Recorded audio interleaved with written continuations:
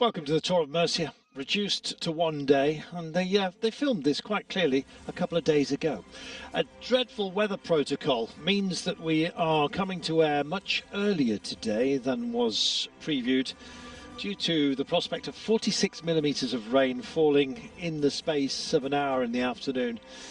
And as a result, we're already underway.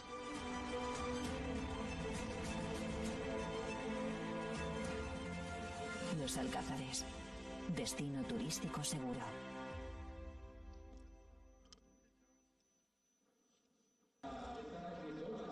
Welcome to Murcia. Where's the sun? It's disappeared. We're running early today in this shortened race. COVID has had an impact, and so has the weather. Wearing number one will be Alejandro Valverde, who's the out-and-out favourite for this race, as Murcia takes on the none-too-small matter of around about 190 kilometres, with a dirty great big climb bang in the middle of proceedings that is categorised in three different sections. That's how tough it will be. And likewise, I guess, for you to pick out some of the superstars here: Alexander Kristoff, Sven-Erik Byström, Matteo Trentin, Ryan Gibbons, Rui Oliveira, Josef Milzer. It's a strong team from Team UAE Emirates. Astana likewise come here with Oscar Rodriguez, a few others for you to conjure with. But all eyes, naturally enough, are on Alejandro Valverde. He is the star turn here, and the veteran expected to turn it on for us today. Some unfamiliar teams to you perhaps. We just had a look at Gios before Valverde, former world champion, takes centre stage. Will it be that at the end of today? Well, he knows the conditions, and he also knows the conditions will be absolutely dreadful.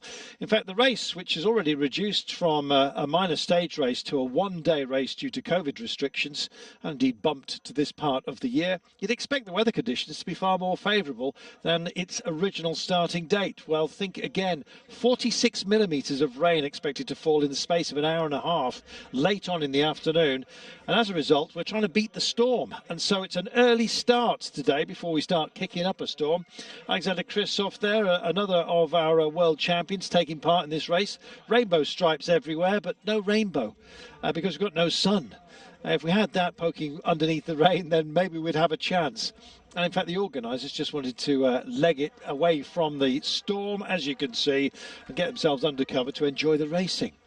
So wet and warm weather gear, as you may not expect on the 23rd of May in these parts. Murcia then, just shy of 190 kilometres to be dealt with, and a race that should be owned by Alejandro Valverde if you speak to anybody in the locale. Whether that will be the case is anybody's guess. They started off this morning at kilometre zero, and it was a lively one as far as the pace was concerned, and Astana wanted to set their stall out rather early, and they were drawing a response as well. Rally Cycling's Magnus Sheffield went straight off the front as well in hot pursuit. Broshenski and Stalnov were eventually to make the break for Astana Premier Tech. An early sprint as well, which introduced us to our big climb. It's almost like the big W, really, if you have a look at it.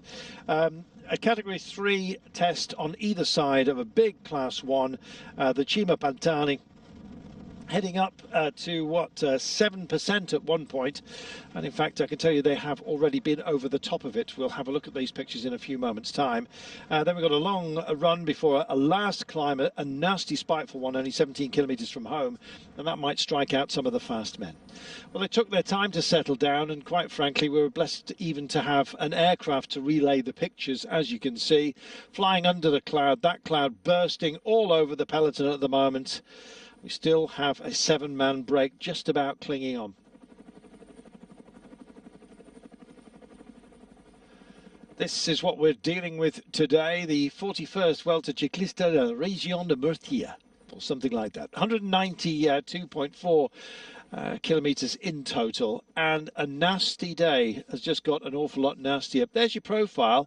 Big lump with 3 phases to it right in the middle of the day, and we're just heading for the third and final phase of those. We still have a kick at the end of the day with 17.3 kilometres to go, and despite the weather we have actually got quite a pace about us today, which isn't too bad. 10 flat kilometres on a straight road towards the end. Not too many technical challenges, but about 3 roundabouts sort of locked into the last 2 kilometres. We'll talk you through that when we get there.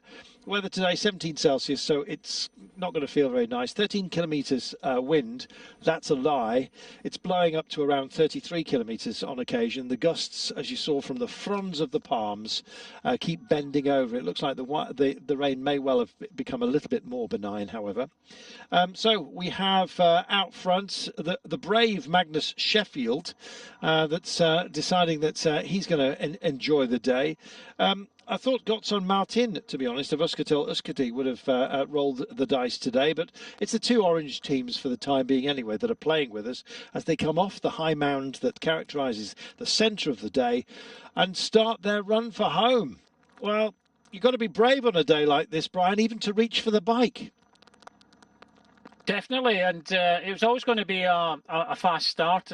A lot of riders trying to take advantage of the conditions. Many of these riders have just recently finished yesterday the race in Andalusia, the Ruta del Sol. So, you know, they've come here. They've had a couple of hours less time to recover from that event. So they've come from the Ruta del Sol. They've headed north overnight and come to this race. There are a few fresh legs, of course, and that's why we had a very active start because a lot of riders thought that 5-day race in the sun before, there'd be a lot of tired legs. Well, we will take advantage, and it seems to be all kicking off now. Very much so. Sheffield, good on him, Magnus Sheffield. I think he's stolen the King of the Mountains jersey. He was third on the first Category 3 test.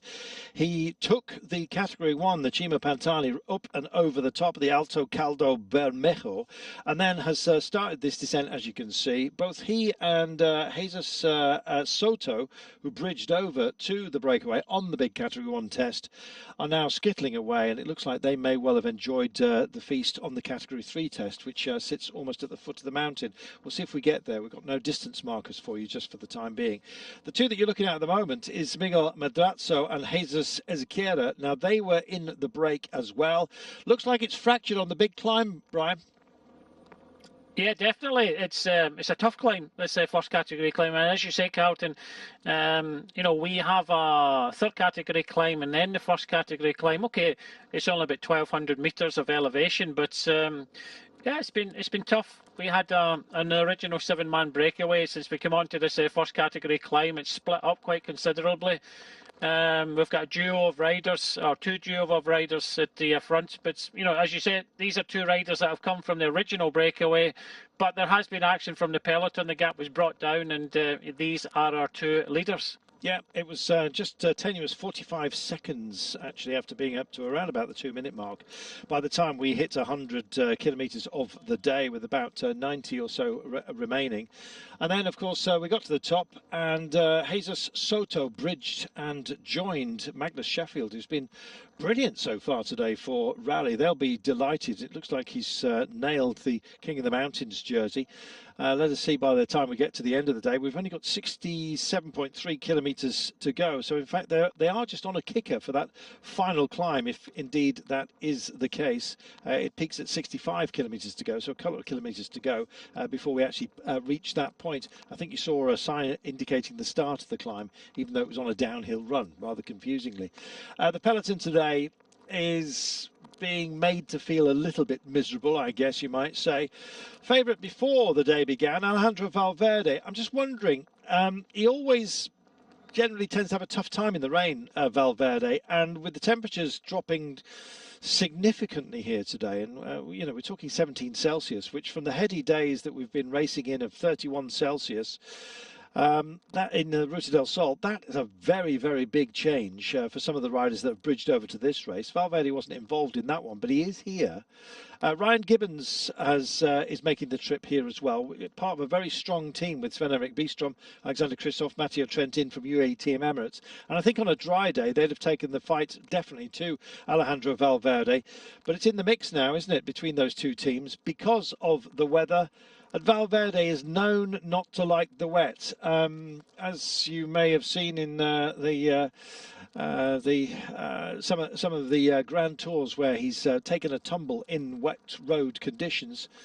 I seem to remember that time trial in Germany, which got us rolling and got him almost ending his career, slamming onto the deck. Well, Right now, Valverde, I think, will just be a little bit tentative when he comes down off this descent, and it's a long one. It doesn't really unwind all the way until we get to about 35 kilometres from home, and then we have that horrible kicker at the very last, which will be a bit of a technical run before the flat 10Ks into town and our finale. It's a hard one to call, Brian, because of the weather. It is, and we're on this third category climb. We've got one to go with the 17.3 kilometres to go. But the current situation of the race, we've got the two leaders, Sheffield and Soto.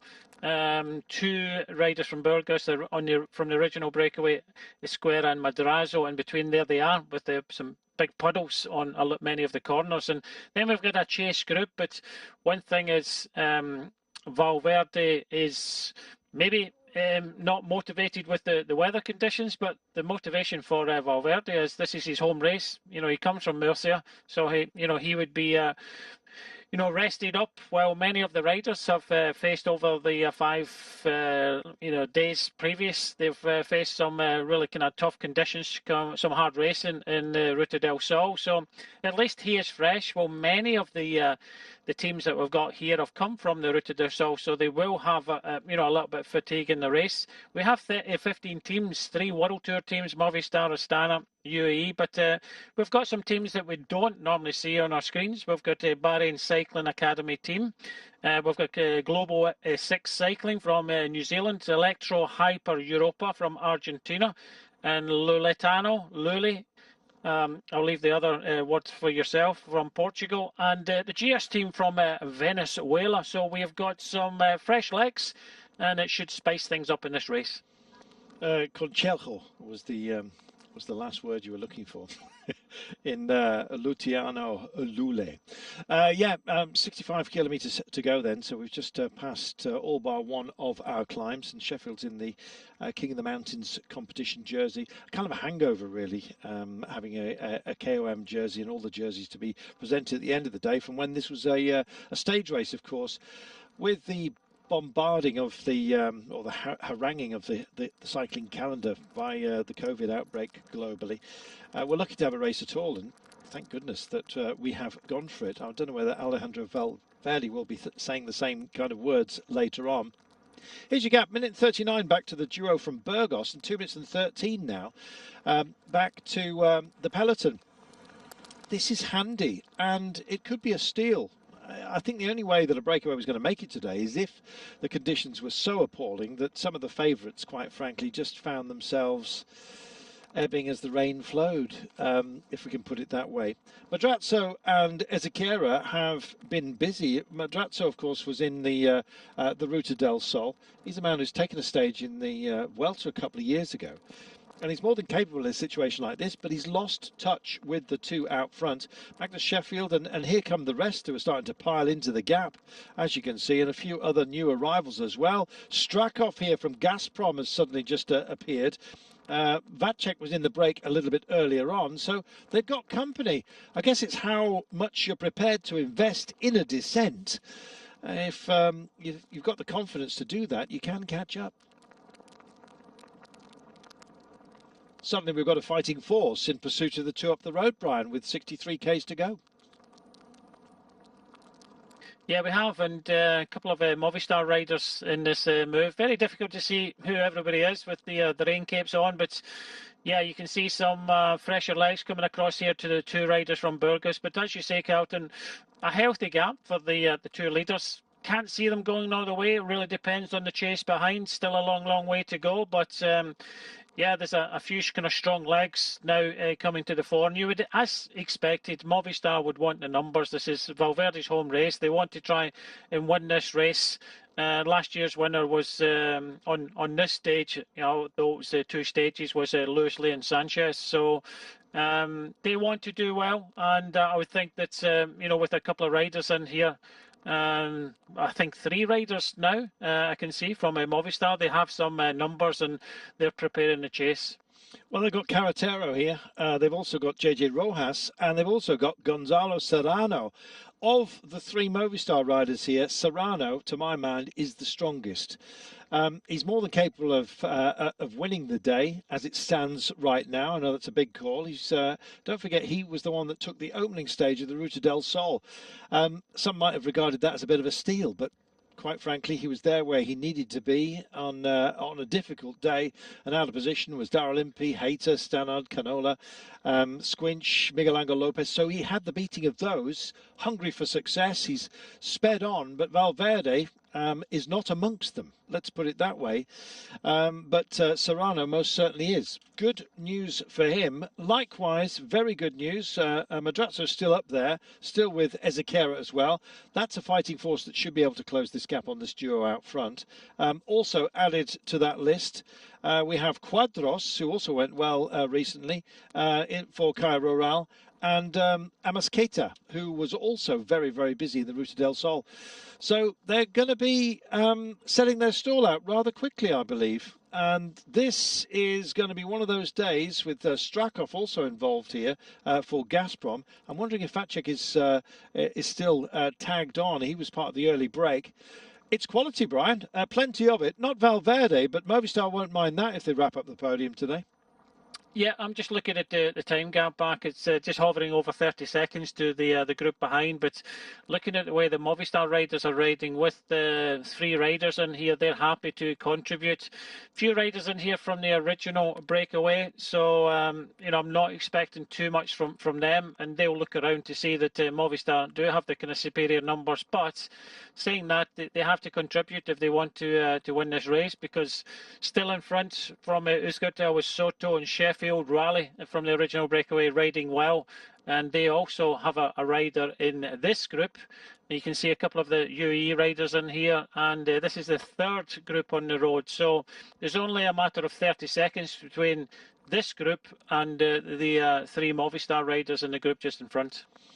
Still can't see Valverde as part of this group, and I suspect he'd probably be here, but no sign of him just yet. Matteo Trentin just trying to shake out the hand. I'm seeing a lot of this, Brian, as the temperatures fall, and you know, they're generating their own wind on the descents. They're going to start feeling very, very cold indeed. And Matteo Trentin just, and goodness me, is that Christoph just sailing through? For a big man, he's done a good job actually to get himself into this position, if that indeed is him. And as you say, that this group likely to come back together, so we could have ourselves a bit of a force going into the 2 sprints. Indeed, that Category 3 test late on. It's going to get lively, Brian. I like this.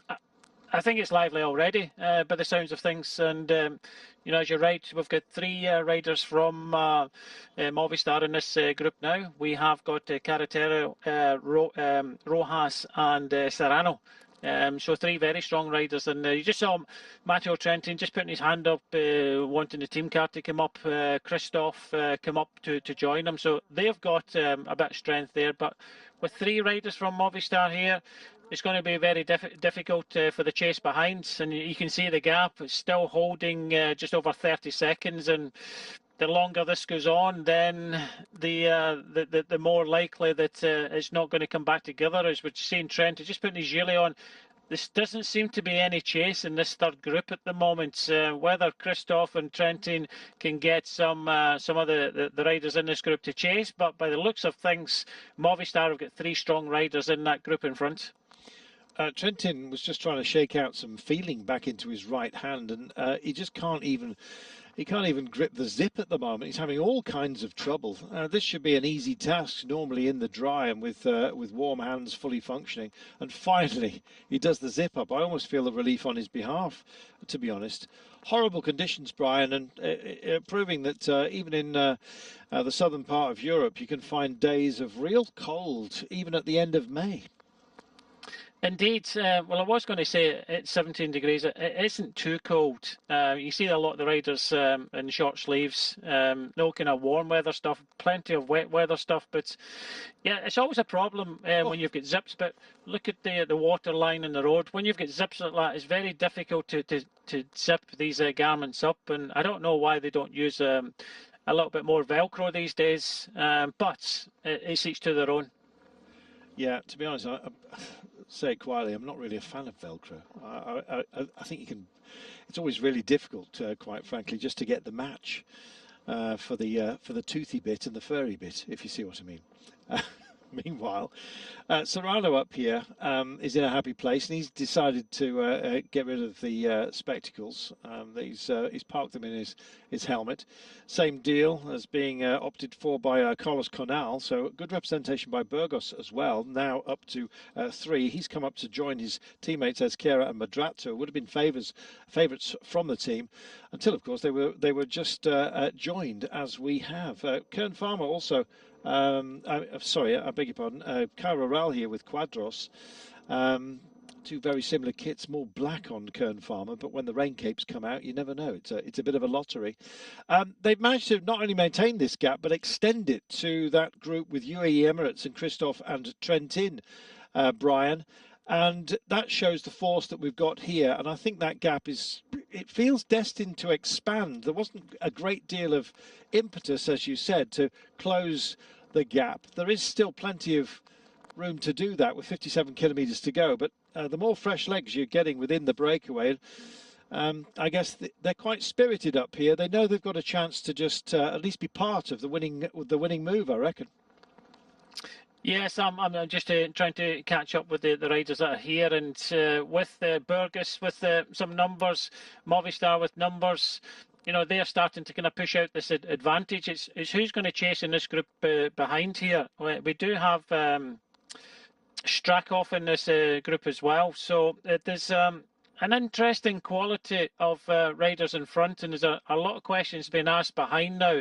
Is who's going to chase this group, because the gap going up to 40 odd seconds now. So it's I think it's looking good for Movistar for the moment, having 3 strong riders in this group in front.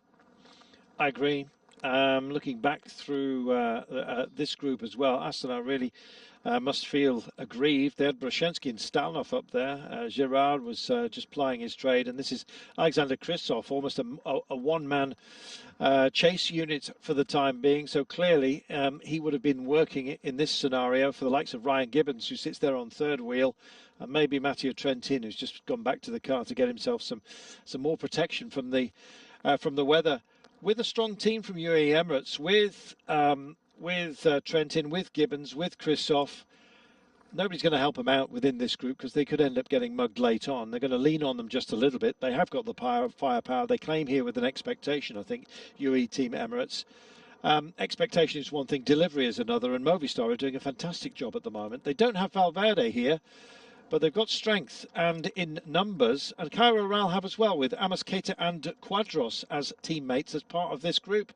So they'll be in a happy place. Burgos with 3 as well, so it's almost like a Spanish party with Burgos, Cairo Ral and Movistar, the dominant forces, and dare I suggest they might even start working together and working over some of the others, like Strakov from Gazprom. They've got to catch Magnus Sheffield, however, and Jesus Soto, who are up the road for Euskaltel and Rally Cycling. And 2.5 minutes, actually, so the duo up front are still doing a great job. That's a long way to go as just 2, especially with this sort of force behind them, Brian. It's looking good. They've actually, of the riders, or the groups at the moment, we've got 2 in front with Sheffield and Soto, and then we've got this group of looks like 9 riders with Esquerra, Madrazo, Canal of Burgos, Catatero, Rojas, Serrano of Movistar, Gazprom is Strakov there, and Quadros and Amasqueta for Cajarual. So the numbers and the teams are there. The teams that are chasing behind are UAE. So they are interested in trying to chase this one down, and it does look as if Kristov is doing the majority of the riding. It's getting a little bit closer now. It's coming down to 24 seconds, but the 2 in front, wow, increasing to over 3 minutes now, because it was just under 2 minutes when this group formed, and it doesn't look as if there's the same cohesion now. So there's a very good chance if this is right, and I was just questioning that they've taken the GPS out, because I was just wondering where the 2 riders in front were finding all this time because I didn't think they were hanging around in this group. But they've stripped it out, and who knows what the gap is. But I think this gap will be still about 1 minute 40 to this 9 in front. Yeah, I think that's about right. And the gap had absolutely tumbled, hadn't it, to a handful of seconds. And they would have been working their way through the cars that are in support of these guys, had that been the case. So I wasn't quite sure that the clock was right. Nonetheless, the rain continues to pound down here. It's not the most beautiful pictures, but the Costa Calida region of Murcia, you're not seeing it at its best. I think that's fair to say today. Altitude meters today, 2,132. Altitude gain over the reach of 192.4 kilometers that we have today. The final peak that we'll be taking on, we will reach it with 17.3 kilometers to go. It's not the longest test, the Alto Cresta de Gallo, but it goes up to 12%. So someone like Christoph, if he's going to do some work for his team, it's now, possibly not on that climb. There is some retrieval ground, however, with 17.3 after it, but about half the distance to home is downhill. So I guess get over the top with a decent margin and some reasonably fresh legs, and you've got a chance of taking it all the way home. If you've been called on to close a gap, as Alexander Christoph is being done by Trentin and Ryan Gibbons in that second group, I think he might well find himself with something missing by the time we get home. We are climbing at the moment, but it's a series of non-categorized lumps with 55 kilometers to go. In fact, there's a series of them, about 10 little peaklets that will not really unwind for about the next 14k. Well, this is a replay of a bouncy camera. And JJ Rojas trying to extricate himself or add a little bit more drive from this group, and they've decided to push on. Serrano's gone with him. They're trying to split it up. They don't like the company, Brian. Or maybe it's just to add a bit of urgency. I think it's just a case of some of the riders are starting to show a little bit of fatigue. They seem to get their act together now. I think all of them have to commit, but you got to remember some riders have been in the original breakaway, including two of the riders from Burgos. And it's always going to be a difficult day for many of these riders because of the conditions, but by the looks of things, peloton now being led by Astana Premier Tech, so UAE have got a little bit of help. They had a couple of riders in the breakaway, so looking good for Astana Premier Tech before the first category climb, and then afterwards they're on the back foot. So how things change in racing, but I think the time gap to the front two is still about a minute and a half, and it's possibly almost 3 minutes to the Astana and UAE-led peloton. There's still an opportunity as we start to ride predominantly downhill. Okay, we've got some kickers here, but there's still an opportunity for this race to come back together and then explode again in this final climb with 17.3 kilometers to go.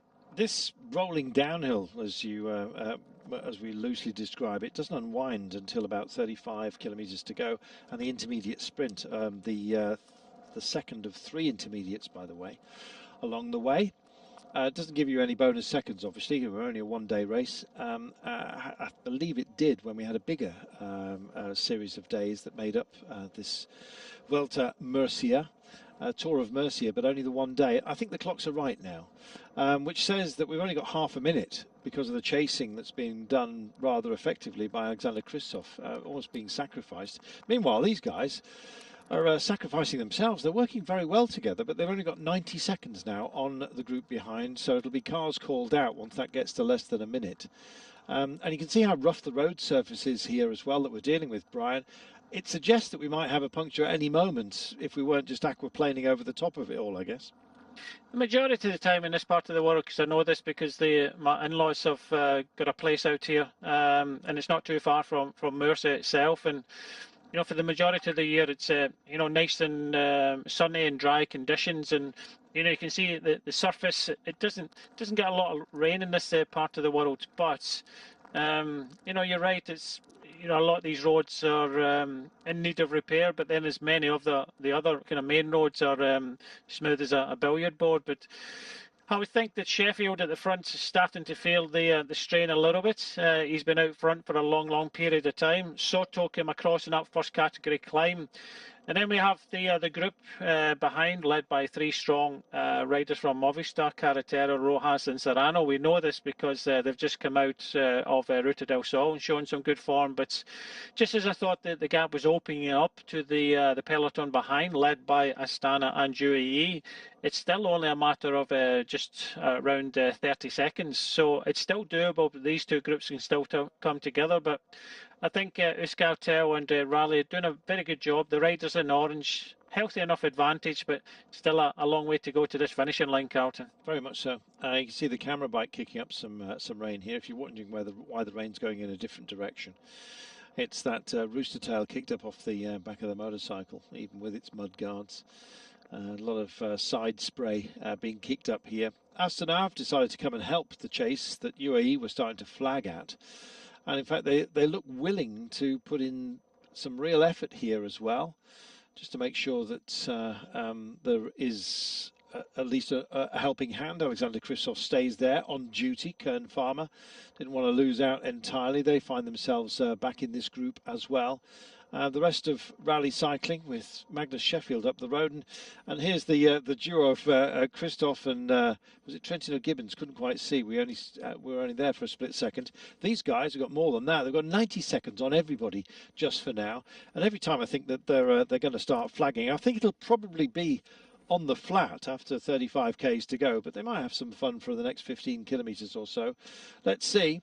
They've worked well together from the top of the day. And it looks like they're heading for a little bit of a drier environ.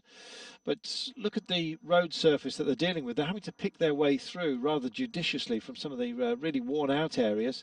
Exchanging now, just playing with some of the rough surfaces. They make the interchange.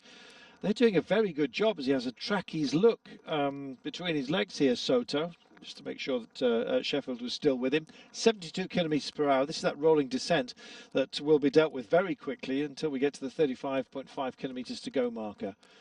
And the road surface is improving here. It looks like drainage is too, but the wheel's still describing, as you can see, a line in the road. We saw standing water in some of the towns that the cars were kicking up, and that may well get to be an issue a little bit later on. Hoping not, but if you're chugging into a big puddle, remember Harrogate and the world champs, then they can swallow you up. So I'm hoping that we don't get any of that. The drainage here is not exceptional because they don't get that much rain. But boy, oh boy, have we got it this afternoon. So much so, Brian, we've had to change the timetable because they're expecting 45 millimetres to have fallen in the late afternoon within the space of an hour and a half. So we're avoiding that. Yeah, we definitely are, but now we're starting to see the peloton with their prey in sight. This is the group in between. Still a healthy enough advantage to the two in front of 143. Well, it looks like the chase may well come together as a fighting force of about, I would estimate, about 30 riders. Let's see.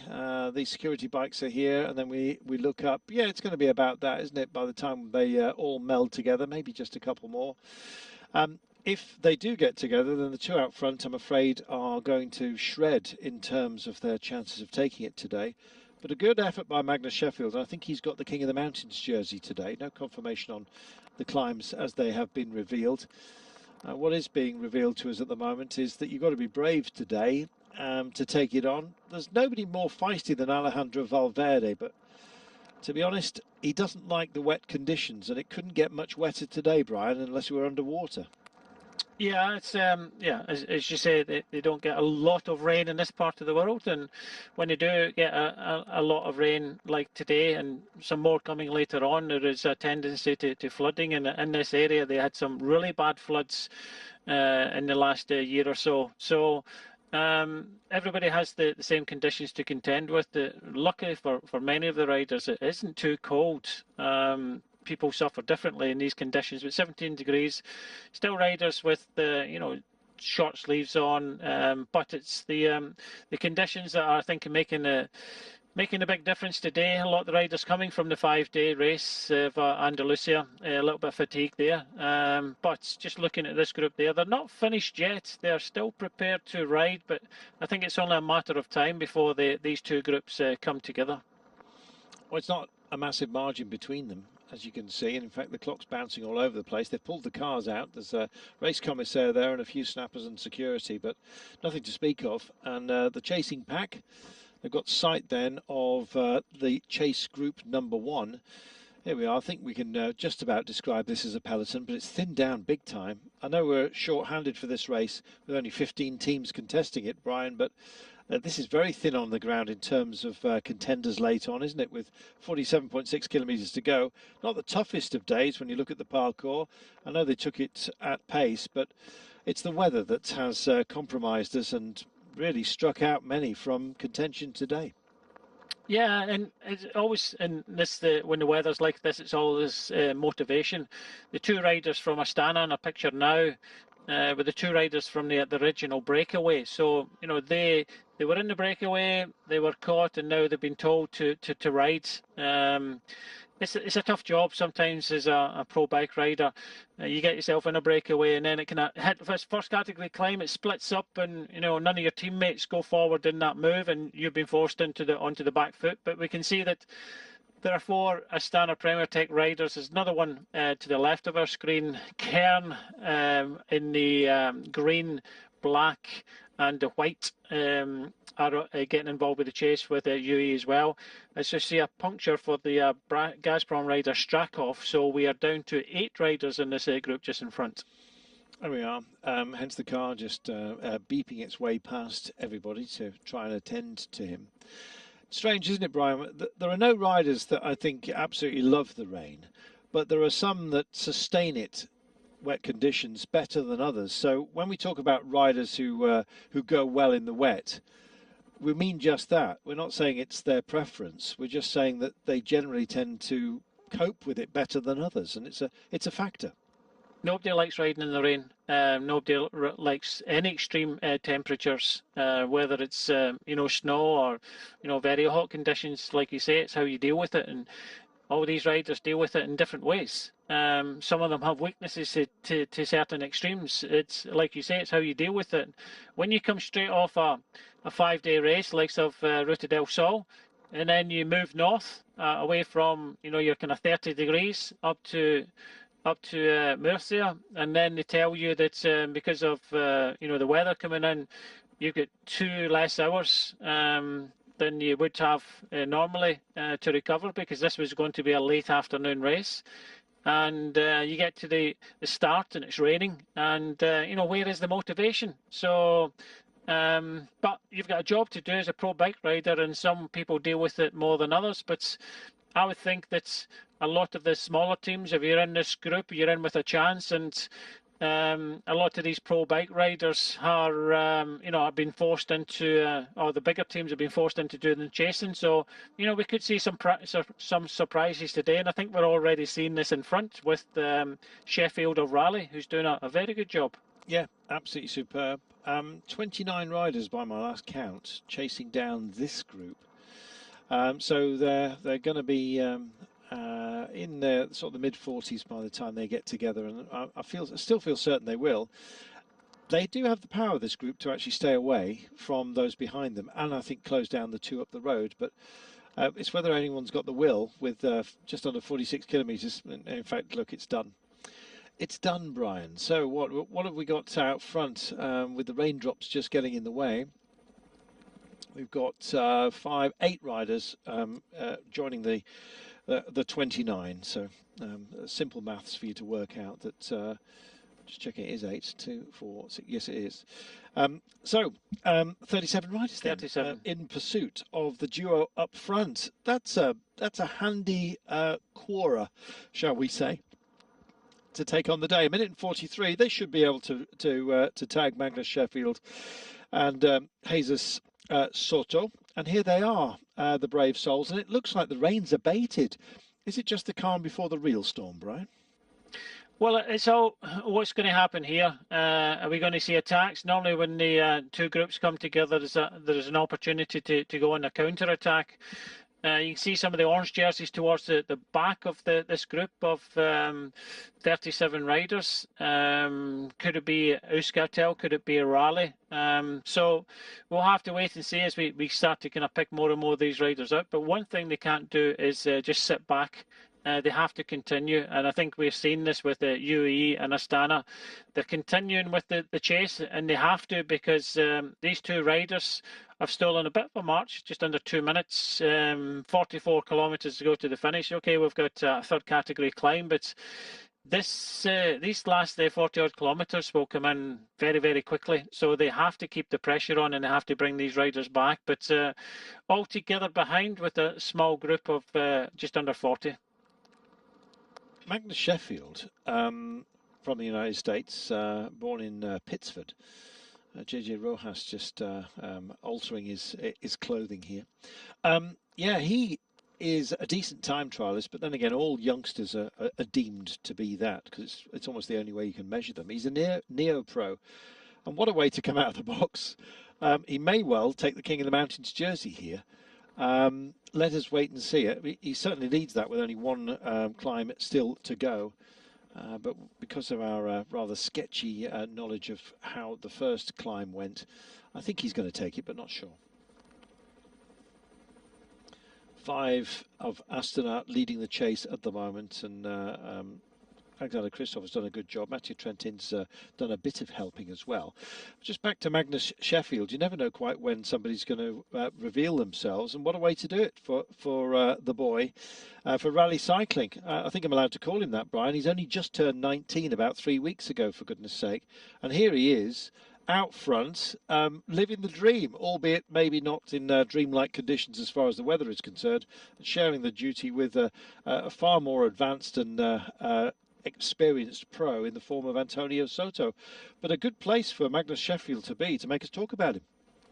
Definitely, and you know, he showed some reasonable good form in the recent Valencia race. Also in, you know, not great conditions in that race. You know, they had a couple of days of you know, these sort of kind of heavy rain conditions. Then he went over to Mallorca, rode the races over there. So you could say that he's at a decent block. He started racing in La Samine at the start of the year, rode a few races in the north, and then they came down to Spain and rode Valencia, Mallorca, and you know, into this race now. So he's got a little bit of racing behind him this season already, so it's obviously standing him in good stead. And as you say, a 19-year-old lad, and he only turned 19 on the 19th of April. So he's riding really well today, and you know, putting a few of the World Tour teams under a little bit of pressure. Astana had 2 riders in the original breakaway of 7. Now they've been forced to do the majority of the chasing now. Indeed. It was Brushenski and Stalnov who were up there. I imagine they're working for Oscar Rodriguez, but we shall wait and see. Meanwhile, surely not an incident. Hope not, anyway, for these pair. Antonio Jesus Soto, who's exchanging duties with Magnus Sheffield. Magnus from rally cycling. There's very little colour difference between them, but rally cycling have a sort of a chevron upon their kit. And the chase at the moment is being set, and set fair as well, by a very determined Astana team. That's Perry, who's on the front at the moment, Benjamin Perry. Just tracing him is Stalnov, who was in the break. That is Rodriguez, tucked in on third wheel just for the time being. Number 17 is Greyard, and at the back there as well, staying in touch is Natarov. Kern Farmer here, and I was expecting perhaps quite a dig today from Caja Rural. And when I saw that they'd missed the break, I was a bit forlorn on their behalf. They've got Jonathan Lastra and Alvaro Cepeda, and I think both of those can actually go very strongly today, especially Jonathan Lastra. So he will be interested in just making sure that he doesn't put too much effort into this retrieval, if you like, of the 2 riders who are up the road. There are some passengers in here, naturally, because we've got Euskaltel and Rally Cycling represented. In fact, I think it might well just be Euskaltel. It's hard to tell because of the very similar colour palettes. They look like teammates, Brian. I was going to say, have you just made up a new telecommunications company there? But yeah, it is hard to between both rally cycling and Euskaltel. I was just looking at the rider at the back from Movistar. I haven't picked out Valverde. It looked a little bit like him at the back, but it's very difficult to see. But they have got 3 riders in this group, Carretero, Rojas and Serrano. So it'd be good to get down there and pick these riders out. Also noticed there is one Electro Hyper Europa team in this main peloton, but I tell you what, Sheffield and Soto are doing a tremendous ride here. We do have a chase behind with Astana, but this gap not coming down too quickly. Let's see what happens on the climb. I think Movistar are possibly keeping their powder dry until that happens. I think you're going to see some really explosive action. Caio Raul will reach out for glory as well. If I had to guess, I think it'll be a battle between Jonathan Lastra and Gonzalo Serrano. Possibly Carretero, but Serrano versus Lastra at the end, if it stays the way it's going at the moment. Ryan Gibbons will be in the frame as well, most certainly. And Matteo Trentin doesn't seem to mind some inclement weather. Sustains it better than others, is what I'm trying to say. Still see some rooster tails being kicked up off the wheels here as we come down onto the flat section. Now, this is their problem, Brian. They've got to keep this going. I know that Rally's Magnus Sheffield is down as a good time trialist. In fact, at junior level, most riders have a time trialing palmares, and then you kind of decide on how you're going to live the rest of your career, as it were, and you can change your body shape and indeed your targets. But as it stands, he is a good time trialist, and he's proving that today. And he's in cahoots with the 26-year-old, who's, I guess he's giving away 7 years of experience to him. But Jesus Soto, Antonio Soto, is still only 6 years, or 7 years. He's only 26 years of age himself, for goodness sake. But he has had some good runs. Just looking at this year, he makes a use of himself in the breakaway quite often. He did so in the Ruta del Sol. Yeah, just missing out on a top 10 in Catalonia in the run to Mataro. Almost the same distance as today. And to be honest, it was a pretty similar kind of parkour than we're dealing with. That was the day that Peter Sagan edged Daryl Impey, you might remember. It was quite a swift finish. His problem is that he's been in the break, and I think the amount of effort he will have had to put in to put his nose into the wind. Of course, you only get one turn, as it were, when there's only the two of you. So, should we pop into town and hit the finish line for the first time? Are they going to give us a bell? I don't think they are. This is your intermediate sprint point, but we loop out, take a little peak, and then we come back to town. So they'll be familiar with these roads and indeed the approach. And it gives us a chance as well, I guess, to have a look at the approach. A couple of roundabouts to deal with. There's one, I think this is about the 2 kilometres to go marker, if I had to guess. And I am guessing, because I can't see any markers at the moment. In a short while, there is a quarter of a roundabout that they take in order to head what looks like in a northerly direction, but there's these sort of lazy curves that they have to take on as well, which inexorably bring us to the start-finish line. The breakaway itself is just about to go under the Flamme Rouge, and look at the standing water here. There's virtually no space. Remember the Harrogate submarines? I think that we were calling the riders that generically by the end of the day. So some standing water just off the roundabout after the Flamme Rouge. And I'm hoping that we actually do get to see the next couple of sequences as well for our breakaway, because it'll give you the best view of it. These guys are 2 minutes in arrears, so I'm suspecting that they are down beyond the 3Ks to go marker. But needless to say, can we see our breakaway come across the line? That'd be nice. Here we are. So this is now about where the Flamme Rouge is. In fact, I'm just looking back. I think, is that what the banner is? I think it might be. Let's tear off, get a gel in. Just an accidental drop of a wrapper there. I don't think there'll be any sanction for that. 36.5 kilometres to go. We're just about to cross over the start-finish line, essentially.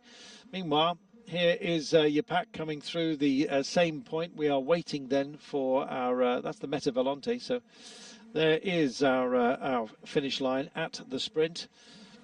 And then we'll go out on a loop, take on a small test of a category 3. You say small, but or I say small, but it's there is a 12% ramp within it, which won't be very nice, for about 500 metres.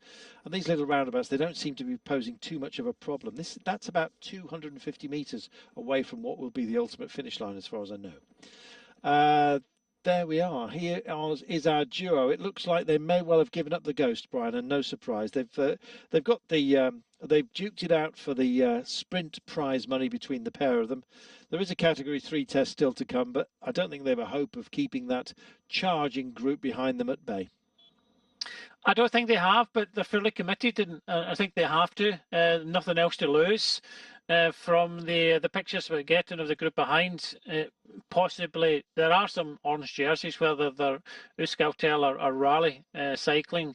We'll have to wait and see, but they are committed to this, and why not? They've still got a good enough advantage, and we are heading out to this third category climb, and I can only think that's where we're going to see some action from this group. But saying that, with Christoph doing the ride and Matteo Trentin, can he hang on there? We know that, Serrano had a good Ruta del Sol. He was even up there in the last stage yesterday in the sprint.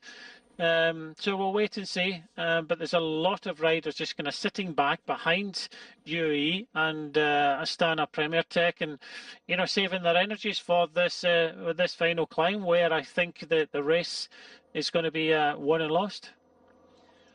For me, Ryan Gibbons has got a bit of a magic carpet ride today. He's got two teammates to buy the right to fight, if you will. They're not going to be haranguing Ryan Gibbons for not doing a turn, but Christoph and Trentin are giving him that turn whenever they are called on to do some work. And so he's able to preserve his energy and sort of ride along within the pack and keep himself out of the wind. These guys haven't got that luxury at all. I guess the only blessing with this rain, Brian, is that it's more or less coming straight down. We had a gale blowing earlier on today, but if you look at the palms here, it's abated in the afternoon. Yeah, I think that's one of the reasons why they had it a little bit earlier on. This, another wave of, strong winds and rain coming a bit later. So they had the race start a couple of hours earlier, so a couple of hours less in bed for a lot of the riders that have came from the Ruta del Sol. But, we have got this group behind of 37, as counted by your good self, Carlton. Thank you. And we've got two teams riding on the front now. We've got Cairn Pharma and Astana. And I would think that they would be able to control things. But Astana had two riders initially in the breakaway, Brzezinski and Stalnov. They're now having to do a little bit of the riding. That's Brzezinski there, number 15. So they've had a long, hard day. I think Astana, with two riders in the breakaway, they were hoping that they possibly could stay there, but they couldn't. And now we get Matteo Trentin coming up to help out the chase. So not only have we had Christoph, we've got Trentin, which means that Ryan Gibbons might be their man today. I think so. I think he's possibly favourite, actually, in the absence of Alejandro Valverde. We still haven't seen him. If he was here, Brian, I think the cameras would be all over him. Yeah, you think that.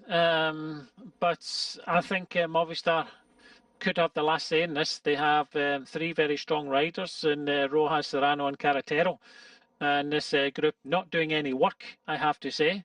So in the last the last climb, in the first category climb, they dropped many of the other rivals. Can they do it in the third category climb? We'll have to wait and see. But I'm sure that Movistar will be really interested in winning this race today, in honour of Valverde, if he's here or not here. But by the sounds of things, I don't think he is, because, like you say, the cameras would have spotted him already. Yeah, I think we'd have been dwelling on him rather a lot. Jonathan Lastra from Caja Rural, I believe he is in that chase group as well. And if that's the case, then hold on to your hats, because Ryan Gibbons versus Lastra versus Serrano and JJ Rojas. Even Carretero, I mean, they've got the luxury, haven't they, of essentially a lead out for whoever's discussed with his teammates as to, I guess it's bragging rights as to how good you're feeling. The amount of work that Matteo Trentin is doing and Alexander Christoph, this has to be for Ryan Gibbons. He wouldn't put his rather significant aero chin into the wind at a moment like this if he was going to be sprinting a little bit later on. He may, but I don't think he'd be working. This is working for Ryan Gibbons apart from anything else. I have to try and keep the pace up to fatigue some of the others. There's his teammates, Christoph still there, and Ryan Gibbons with the red helmets. Sorry, my voice seems to be taking a volt or two at the moment. I'm wondering if it's Rune Hardegots for Sport Vlaanderen that's tucked in here. I haven't had a confirmation that it is. If it is, watch out for him at the end as well, Brian. He's a strong rider.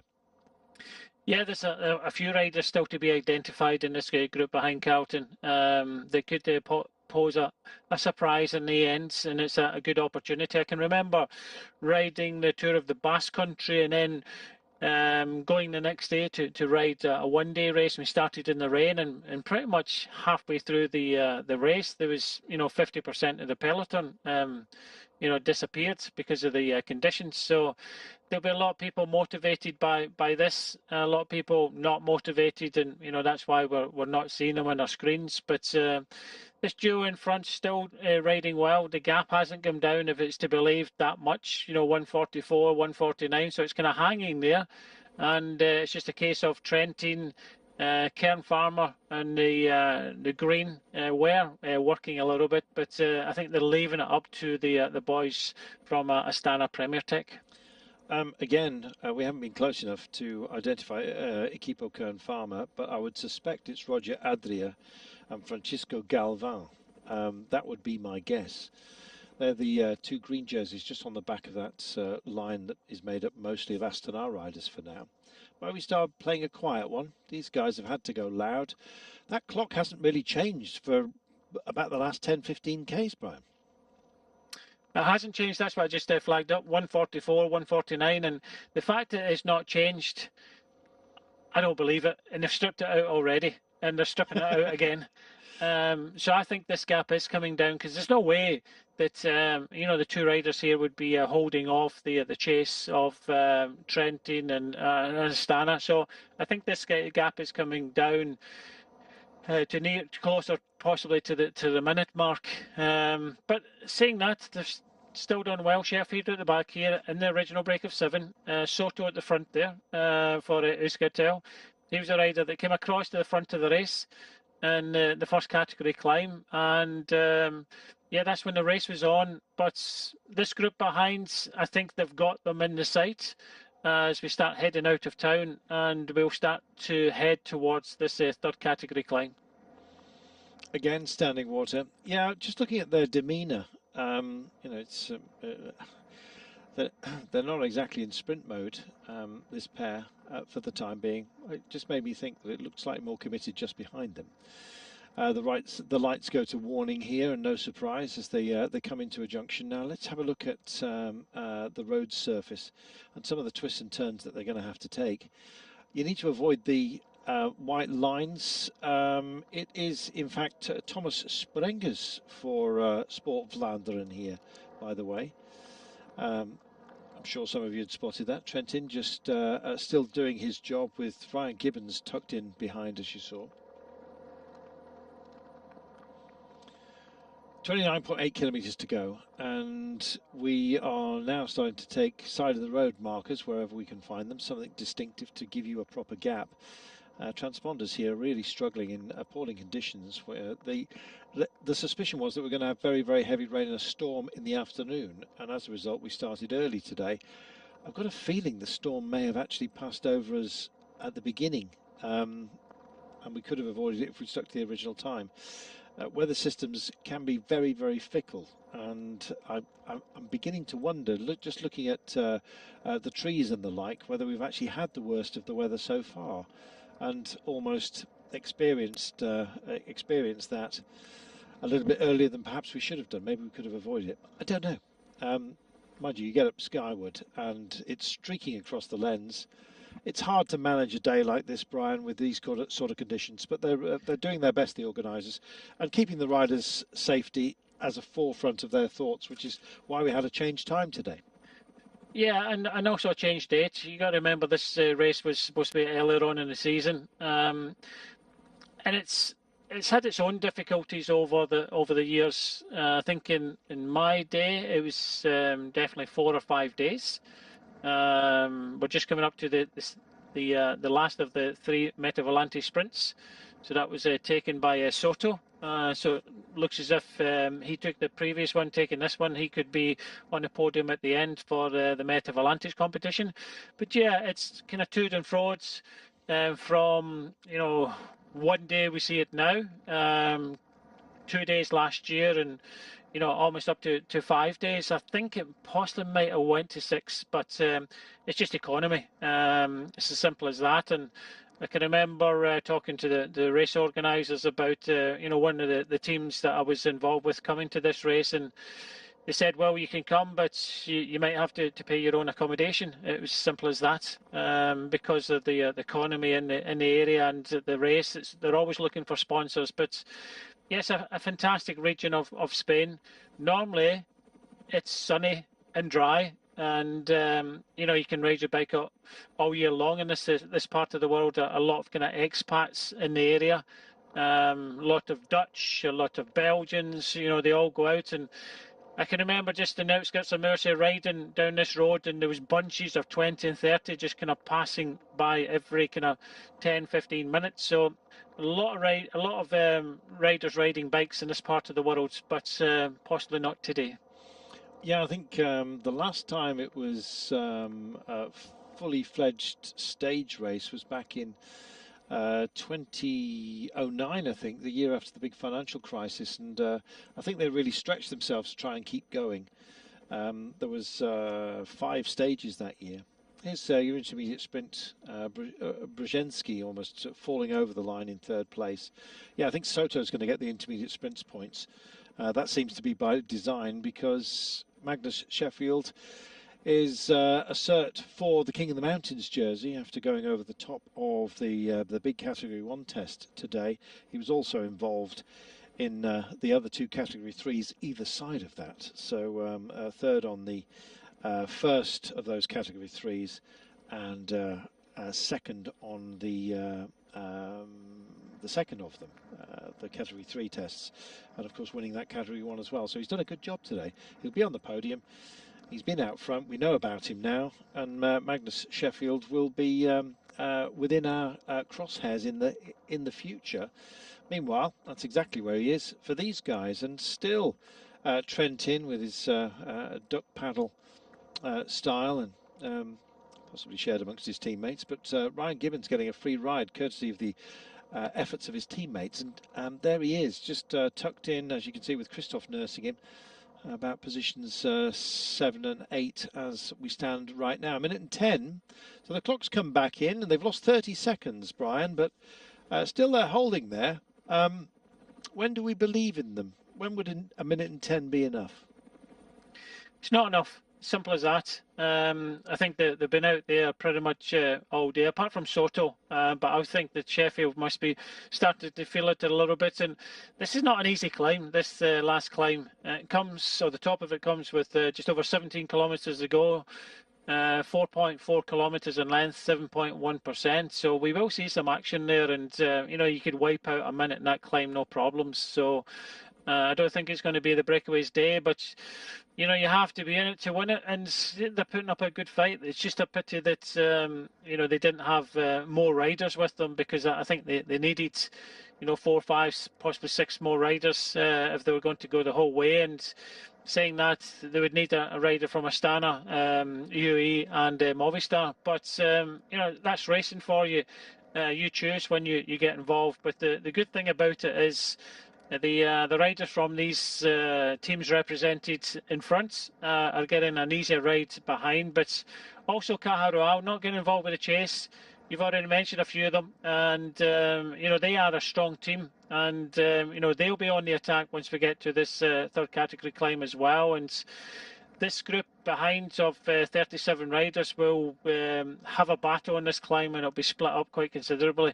And then it's all about the run-in, what the numbers, who's got what. If the numbers are right, then they could be battling it out for the winner's medal today. Sandro Maurice won last year ahead of Joe Cherney and Lenny Kamner. They were, in the end, separated by 17 seconds, so the trio split, basically. They were chased by a quartet that themselves kind of opened up to the similar kind of margins.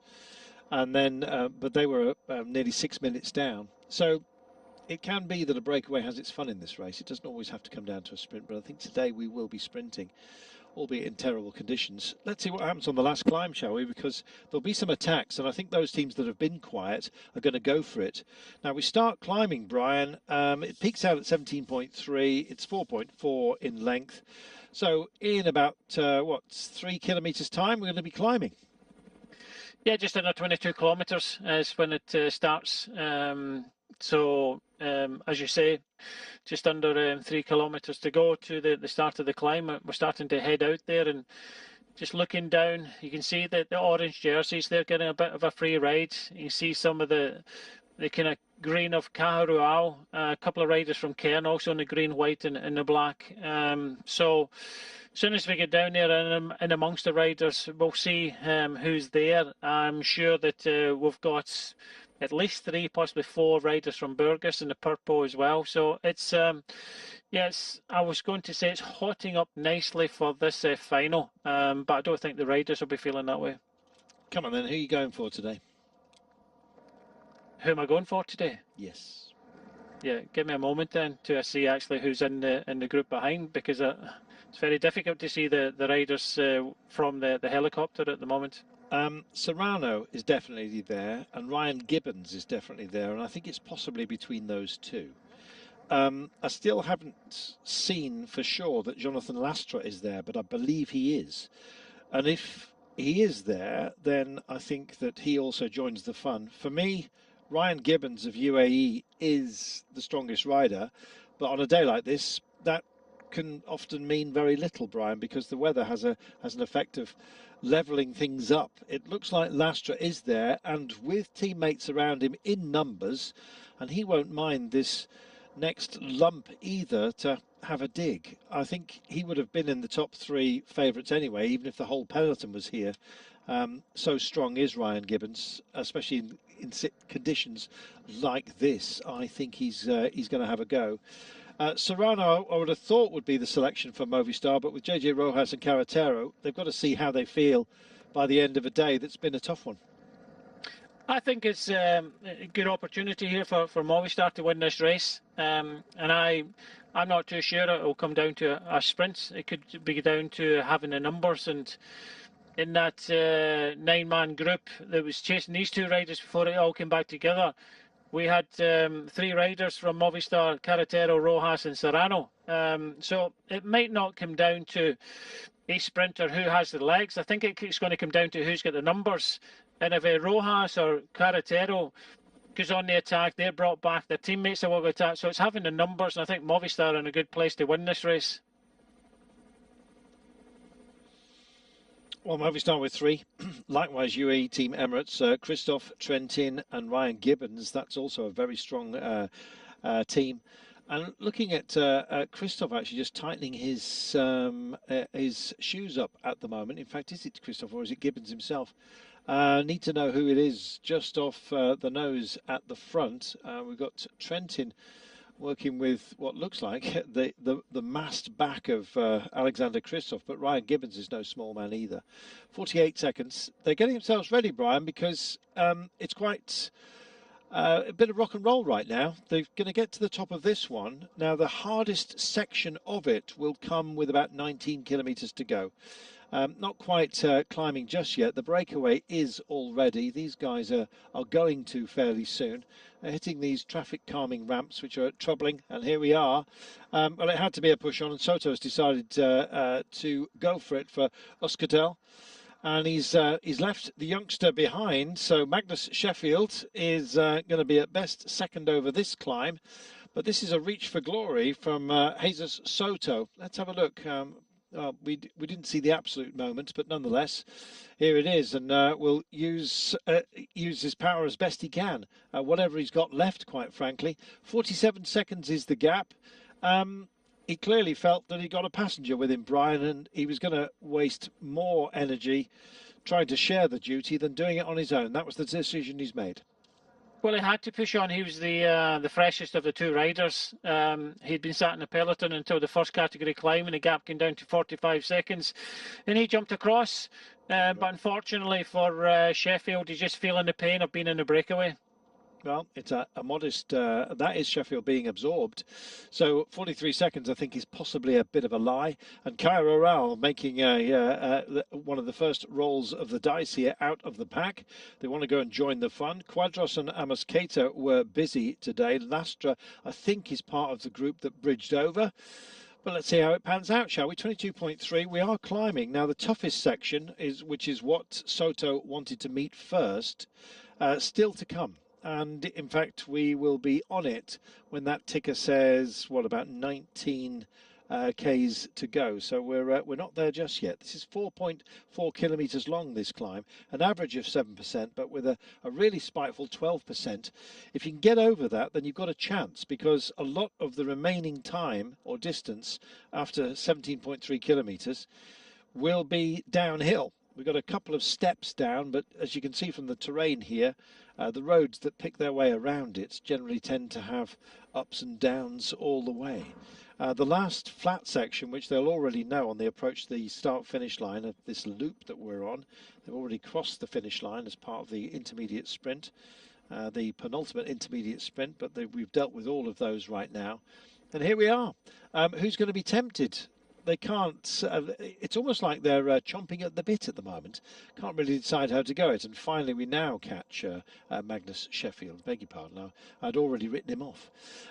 Meanwhile, there's your bridger. Can't see who it is for Cairo Oral just yet, but they, like Movistar, like UAE Team Emirates, have got options, Brian. Oh, just looking at the group behind, it was a rider from Burgos propped on the front. Movistar have not made any move whatsoever. It kind of levels a little bit. You can just see the group behind still together. Sheffield's possibly, man of the match for me today. Good man. If there is a combativity award, and I understand there is one, then I hope it goes to him. Angel Madrazo just coming up. He's been busy all day, but I think possibly took a good option to back out. That's Jesus Ezekera with him as well, the two favoured riders from Burgos BH, but they've been around in numbers as well. Also up here is Berlin from Global 6 Cycling. That's nice to see. We've got them mentioned in their dark green sleeves. And Burgos, well, with Carlos Canal, who's just starting to ebb and probe as well. He's gone off the front. Still options here. 29 seconds is the gap right now, and it's to this man, which is Martin, as part of the chase. Now, Sergio Martin was busy earlier in the week. He's one of those that's carried the form over, Brian. He has, and he looks nice and smooth here. He isn't eaten into the gap, 27 seconds, but a big effort here behind from the likes of Burgos. They have got three riders on the front now, and they are really set in bringing this all back together. Apologies, it was Martin was busy on the Tour of Hungary and the Volta Algarve, both of which, of course, you've enjoyed here on GCN and Eurosport. Meanwhile, Soto still pushing on. Martin, I think, is going to join him. Just 24 years of age, and Martin's got a bit of a sprint on him as well. So was fifth in the mountain classifications in Hungary. So he's quite happy being in a breakaway, is Martin. He's not the best of Cairo Oral. No disrespect meant at all by that, but clearly he's the satellite rider that's been sent off, and it wasn't a worry as they saw him go. They saw his number flash by, and the reaction within the peloton who are chasing at the moment and sit at 35 seconds up, I presume that's back to them and not just to Martin, then they decided he wasn't that much of a threat. These things can come to bite you, though, and we'll see how Martin goes once he bridges over to Soto, who's the last man standing from that duo up front.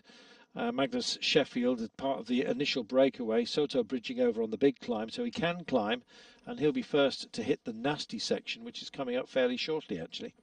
And as you can see, properly mountainous, Brian. We've got some good hills to play with here.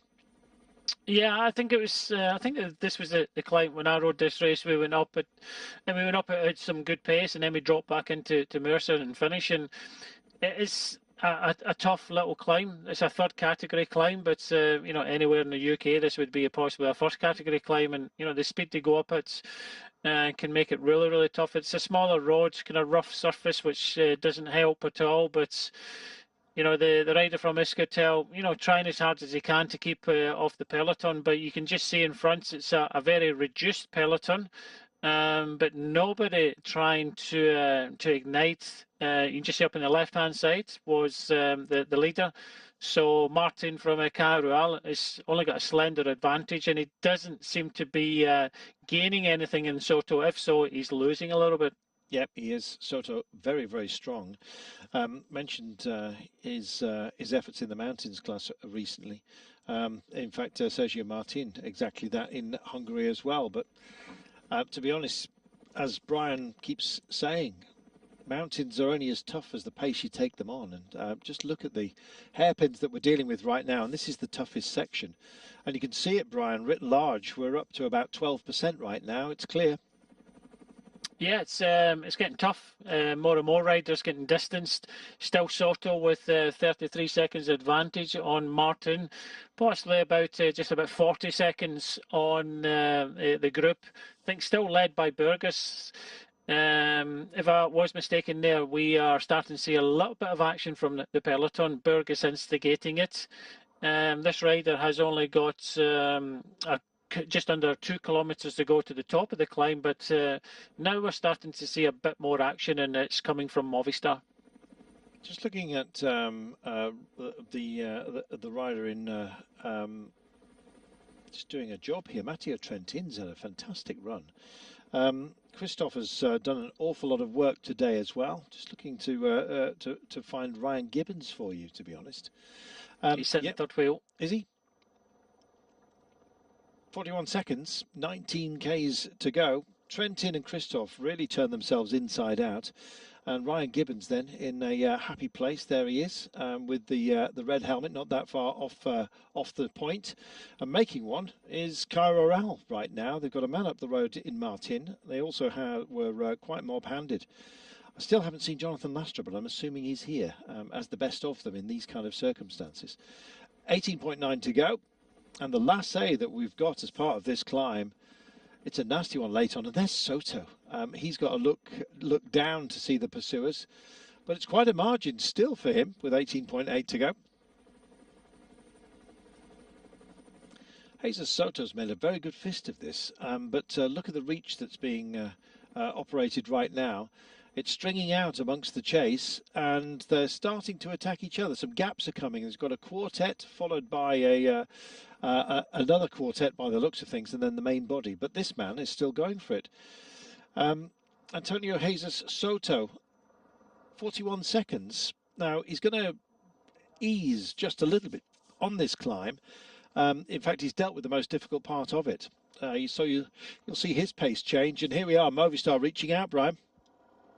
Yeah, they are. Martin was absorbed for Caja by the peloton now, which forced Caja now to go on the counter-attack. And you can see that Movistar are having to get involved. But also just behind another rider from Caja, I think it's Burgos also involved. So 40 seconds.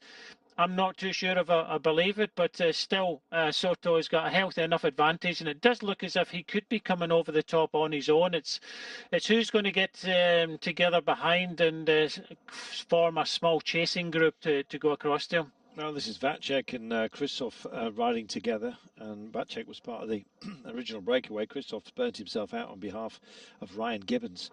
Meanwhile, this man is just hitting the plateau at the moment. It flattens out for him to, I say flattens out, still about 5%, but nonetheless it's going to feel like a dream ride compared to the 12 and 13 that he was dealing with not that long ago.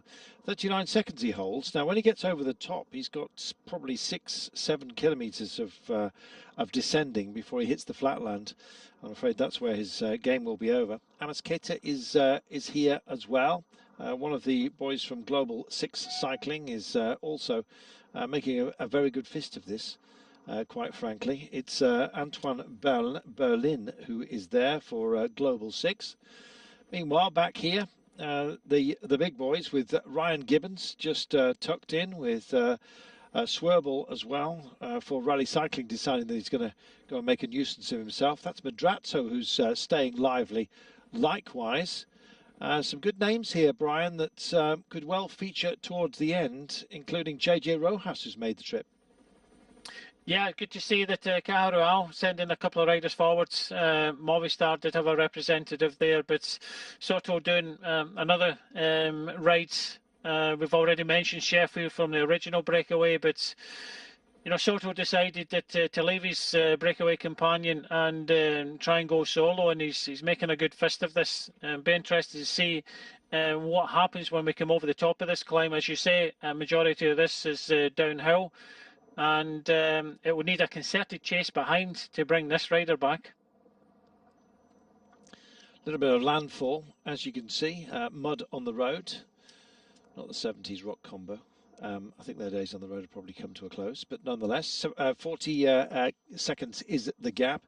Just strains himself a little bit just to get over this ridge, and then he can start thinking about the descent and just getting himself into TT mode all the way home. If that clock is correct and it's just been stripped out once more, and he's just coming to the peak now, at least the mountains classification points. It's a category 3 only. I don't think it's enough to steal the points jersey for the King of the Mountains from Magnus Sheffield, but nonetheless he'll take them anyway. Here we are then. He'll just come round this little headland, and then he can at least allow himself to let gravity and the bike do some work. Meanwhile, there's a bit of a punch-up going on further back here. Quadros still very much in the frame with Amos Keita. That pickup from Berlin still wants to be involved in the day here for Global 6 cycling. That's good for the man with the dark green sleeves here, almost bottle green, isn't it? Blue bottle green, I think you might say. 17.2 kilometres then from home. And it's got very selective on that climb, Brian, very selective indeed. And it looks like this quartet are going to be the main chasing unit for Soto. Yeah, 25 seconds at the top of the climb, so not a lot, but this descent is quite tricky. It's a bit similar to the ascent we've just had, so the riders will have to be aware of this. But two riders from Cajarual, one from Movistar, I thought they would have had more numbers. Who is behind? We've not seen that. Nice to see one of the Global 6 cycling riders in there, and that's 1:09 back to Christoph there. So there's an opportunity that this could come back. It really depends on how hard they attack the final 17 kilometres. But Christoph is still in with a chance if it does come back together. Let's see. That's a big ask, especially for a big man on a big descent. And this one will be magnified in its importance. You saw how steep it was going up. It's as steep for about the first 4Ks of this descent. If you're good at this sort of thing, it plays into your hands big time. So let's see how we go. Sailing the corners beautifully. Couldn't quite see who it is, but I believe it's Serrano who's actually made the trip here, Brian. Just on the front of this quartet. Yeah, looks like him. Yep. Yeah, it looks like him, but we'll wait for a confirmation on that. But definitely 4 riders, and not too sure who's just behind, but we know that these 4 riders come across 25 seconds behind Soto and just over a minute for Christoph. And just over a minute is not that far at all. It really depends on, what happens when we come off this descent, whether there's a concerted chase, who is going to chase. Another couple of riders coming across to join the quartet. So I think Burgess is there, and another, 3, 4, 5, 6 riders starting to come across. So we could see a regrouping when we come off this tricky descent, and who's going to chase, who is there, and we could see a very kind of tactical attacking run in towards the finish. Yeah, it's often the case, as we've kind of got used to. Also got used to talking about Antonio Jesus Soto, who's up the road 46 seconds now and apparently expanding his lead, which means that he's picking his way down this mountain rather nicely. You never know, it might well be some local knowledge for him as part of the Euskaltel-Euskadi team. So they are going through what looks like a rather fetching village, still not finished with their descent by a long way, as you can see. And it's rather lovely in this part of the world, isn't it? Just look at that. Can't see too much of the beauty of the place, not with the sheets of rain that we've had, but we're getting a bit more clarity from the helicopter here. Some spots of rain as opposed to just streams of water going over the lens, allowing us a little bit of a look-see as he searches for the riders here. It's quite a technical descent, far more than I thought it would be, actually, Brian. Yeah, it's a very technical descent, and luckily it's not one of these descents that is very slippy. You know, we don't get, you know, too many vehicles on this road, but you know, 50 odd seconds for Soto, I'd question that. He did come across the top 25 seconds in front of the group behind. That is swelling in numbers, and I think as we come off, it could all come back together. But saying that, still a really good, nice ride from Soto, but he's got very difficult 14.5 kilometres if he wants to solo to victory, because he is being chased behind. He is, and it's a step descent, as you can see, so he's actually on a little rise at the moment. Out of the saddle he comes. You can't question his determination, Brian.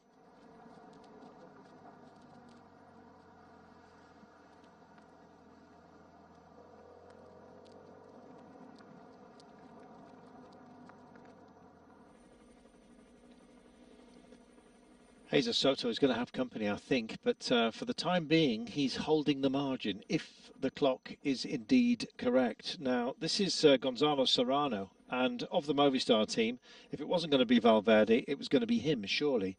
He's involved in this chase. So is Quadros, who's just behind him. He's been busy for much of the day. He's got Amasqueta, his team principal from Cairo Rural, just tucked in. They've been joined by a couple from Burgos. I think it's Ezequiel and Madrazo, who've just come through to share that duty. Meanwhile, here is the chase. Now, there's a couple of passengers in here from Movistar, and they're not going to get engaged. And I'm afraid this looks like Ryan Gibbons is going to get bullied here today. We'll see. Amasqueta just rolls off the front, demands some action, and it's Canal, I beg your pardon, from Burgos, who goes over. He nicely placed as well. Antoine Berlin from Global 6 Cycling, still very much in the frame. And the Movistar boys will just keep tabs here. I guess it depends whether they trust the others to guide them down. 13.4 Ks from home. Now, when it says 9 to go, we should be finished with our descending. But remember all that standing water and the huge plumes that were being sent up of water by the cars. That means that we've got some pretty big puddles to deal with, and I'm just hoping that the corners aren't compromised as a result. Free riding for Bizcarra, I think, just joining this group. He's not going to give them a turn at all. He's got his teammate up the road, and in fact it's Cuadrado, I beg your pardon, from Euskadi here, with Soto up the road still. He's going to sit in here, maybe just to offer himself up as a bit of disruption. Let's see. Movistar still hovering.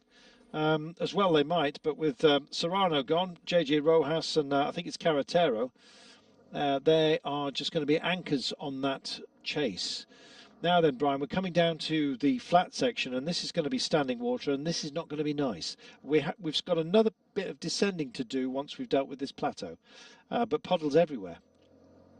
The only problem now for Soto is a fairly large group behind now. There's a lot of firepower in that group that can chase him down, and it just looks as if with Caja Rural and Movistar and Burgos BH, they want to chase him down. Okay, he's got a teammate just behind, so as we come off this descent, I'm really expecting the group behind to get organised to chase back Soto, and I just look as if they are getting organised. Okay, it's very difficult to get organised in a descent like this, but when we come onto the flat, I would think that you know, this is going to be Soto is going to be brought back, and it's going to be one of these riders in our picture at the moment. It's going to take victory here.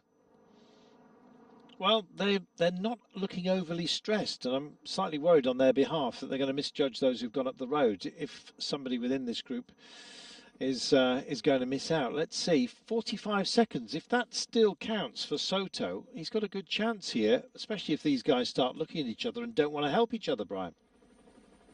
Yeah, I was counting as well. I think it's closer to the 30-second mark at that corner, but it does look as if we've got Movistar, Burgos, Caja Rural. I know he's there's a policeman in there for Euskaltel, Euskadi in third place there, just trying to get in the way. UAE have got Ryan Gibbons also in this group behind. Astana have got their rider. So I think that it's in a lot of the riders' interest and teams' interest to chase Soto down, unfortunately. So it's going to be very difficult to stay away on his own. I'd love him to do it, but as a neutral, let's see. Needs to take these corners rather nicely. That's a nasty one to do with it. Oh, and nearly got clipped by the indented paving here. Does a little jump over the storm drains, which rather unkindly have the vents facing the wheels, so easy to lose a front wheel straight down one of those. Meanwhile, that little technical corner that he's just dealt with, not quite the same one here. But nonetheless, this is still stringing out the chase, and they are committed. 54 seconds, though, with 9.9 kilometres to go. It might well be a late take, but we think it's going to be. I'd love him to get away with it, Soto, after all the efforts he's put in today. And just about to come round that pinchy corner with the puddles and indeed that indented paving in a few moments' time. It's now. Still can't get the gap, Brian. I don't know whether you're running clocks on this. We'll have a look. There's that jump over the, gosh, back wheel just starting to shimmy as well, as he was starting to think about dabbing on the brakes. You've got to feather it so often, haven't you, Brian, in these conditions? Difficult to stay upright. Yeah, as an adding to the mix, you've got a lot of the white lines as well, which we do have in towns. But there's a sizable group here. There's one team member just behind that we know of. I think there might have been another one. There's definitely one from Rally Cycling, Keegan Swerbull at the back in an orange jersey. But it's going to be very difficult for Soto to stay away. He attacked in the first category climb, went across to the breakaway and has been in the front ever since. He attacked his breakaway companion at the bottom of the third category climb. But this is going to be a really difficult final 9 kilometres for him. It really all depends on, this group here. Are they committed? Are they going to start kind of looking at each other? That's the problem you have in a group behind. Well, Soto gets even closer to the chance of throwing his hands up for victory. Meanwhile, here's one of the big hairpins. The camera searches for him. It's still a margin, They're still looking for him, and there he is. So you can take a marker really at this point, I guess you might say, as he makes that turn, heads off to the highway, and it may well be a byway. Let's wait and see. This is fantastic. I'd love him to get there, to be honest, but with the firepower behind, Ryan Gibbons, great sprinter in mixed conditions, and that's precisely what we've got. He took the Trofeo Calva, don't forget, this year, and he's had some other great wins after the African Continental Championships, which he essentially dominated. He is very much in the frame, but this man seems to have been reinvigorated. I don't know whether words got through to him about the margin that he holds. He wants to make as good a fist of this as he possibly can. And if these guys even think about easing up, as Burgos go over the top, and no surprise, I guess you might say, with their strength in numbers, but it could offer up a back wheel for somebody else to chase in. 7.9 to go. Wonderful, Brian. 50 seconds on that point. Yeah, that's what I got to. So the situation now that we've got is, both Burgos going on the attack. I said the one thing that's is going to go in the favour of Soto is if we don't have any cohesion, any concerted chase behind, and it doesn't look as if we have. And looking very much in the favour of Soto, pulling off an individual win. There's enough firepower here to bring him back, and Ryan Gibbons would have to do his kind of share of the work and do a little bit. But this victory now is going in the direction of Soto, because it doesn't look as if there is a concerted effort behind, and if they're going to start attacking each other. Well, Gibbons is still in the frame, but Serrano looks a bit second-hand. He's just clipped off the back there. So facing a bit of wind. This man's had so much of that. 7.4 kilometres to go. Can Soto do this? Holding a margin by my reckon around about 50 seconds. It's now been clipped down to 48, back to this quintet that's chasing on at the moment. Gibbons in the mix, and they can't decide. Well, they can stare each other into the abyss if they want to. and they can start arguing about it. Berlin comes here, and folding over the top goes Almasqueta. There goes JJ Rojas in the frame as well. Ryan Gibbons won't let them go. I don't think he's there in P5, but it's not coordinated at all, Brian. Yeah, now down to, it looks as if it's, nearer the kind of 40 seconds mark now. But as you can see, an attack from Cajaruao to front. Euskaltel, Euskadi have got two riders involved with this group behind, and they're just policing things. They're just following the riders that are going in the attack and trying to disrupt it a little bit. So it does look very much like Soto could be soloing to a very good win. This would be fantastic if he does so, having been out there for much of the day. Gritty performance by Antonio Jesus. Yeah, he was 12th in Aragon a couple of years ago, but he's not had a result like this, especially with the starting roster that he's got. And they're giving the road a lot of respect, and they just don't seem to have the appetite to form a chase here. They don't trust each other, that's why. The more this goes on, the more it's going to play into the hands of Antonio Jesus Soto, who will get himself a famous career victory if they can't combine to engage the chase with 6.4 kilometres to go. He might just make it, Brian. Yeah, I'm just looking at my watch there. It's still holding on 50 seconds on my checkpoint. So very much looking good for Soto. And you can just see he's giving it absolutely 100%, as you would expect. Went on the attack in the first category climb, just rode hard, rode Sheffield off the wheel in that third category climb and gave it everything, and held on to a really good advantage on the descent. Looking down now, we've got a little bit of an effort here from Cajaruao and Movistar, but I think it's a little bit too late. Once we saw the attacks from Burgos, from Cajaruao, they weren't riding together. And, when you look back in the group and you see that UAE have got Ryan Gibbons here, are you going to commit 100%? And I tell you what, not only has Soto done a very good job, the teammates he's got in here policing things over the last couple of kilometres have really helped him. I know the gap is going to come down, but it does look as if this race has gone in favour of Euskaltel, and Soto is going to be throwing his hands in the air. Well, I'd love to see him do it. 6 kilometres to go, and this is where the zone of hurt comes. He can go pop at any time, we remind you, especially as the rain is now coming down in buckets yet again. Rear-facing camera doing us a few favours, I think. Almasqueta it is that's leading the chase just for the time being. Others tucked in here. Ryan Gibbons with the red helmet and the white jersey with the red sash would definitely have an option today. JJ Rojas is on wheel 2 at the moment. The man who's the main threat, I think, to Ryan Gibbons is Serrano. He's there with his gamma jacket on just at the bottom of your screen. Gonzalo Serrano.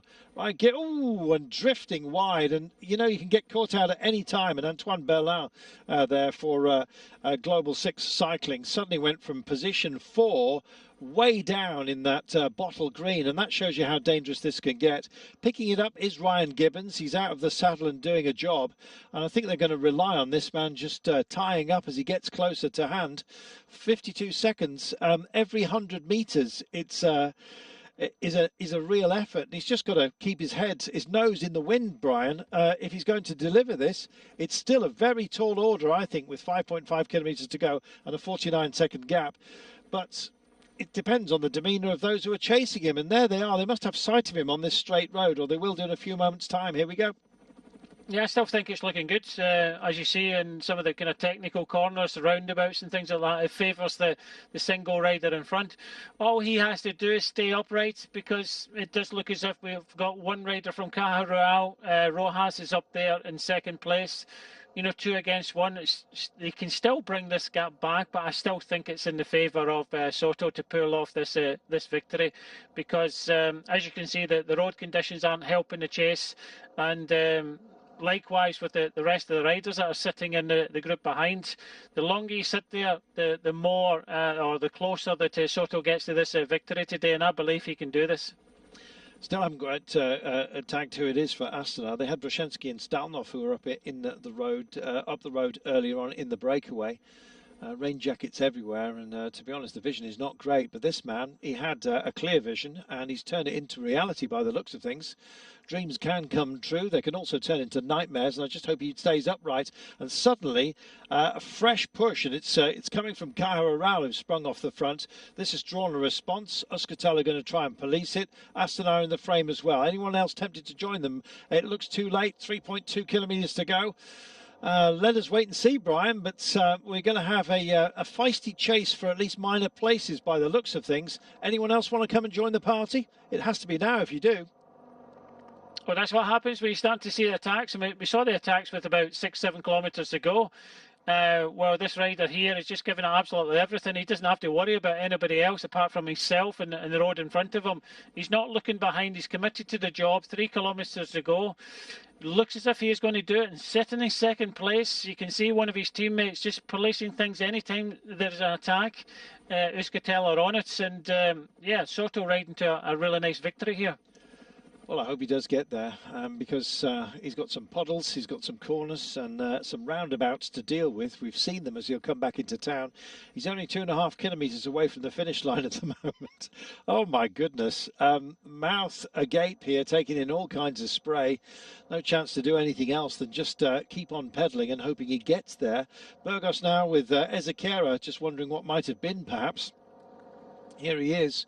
He was part of that group that bridged over after the climb on the descent. Caja Rural would like an option today, but Euskaltel, all the Spanish teams are here represented. But Antonio Jesus Soto still has 38 seconds with 2 kilometres to go, and it looks like he's going to do it. Ryan Gibbons is tucked in here.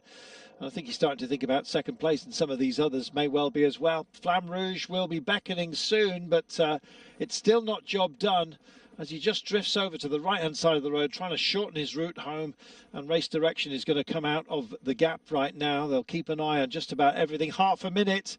Oh, and they're starting to pick up and roll through with the punches here. Ezekera, I think it is, that's gone, or is it Danny Navarro even? Let's have a look. Madrazo for Burgos BH. Let's have a look. Well, it is, and he's powering in. Man who's taken a Vuelta stage in the past, 1,500 metres.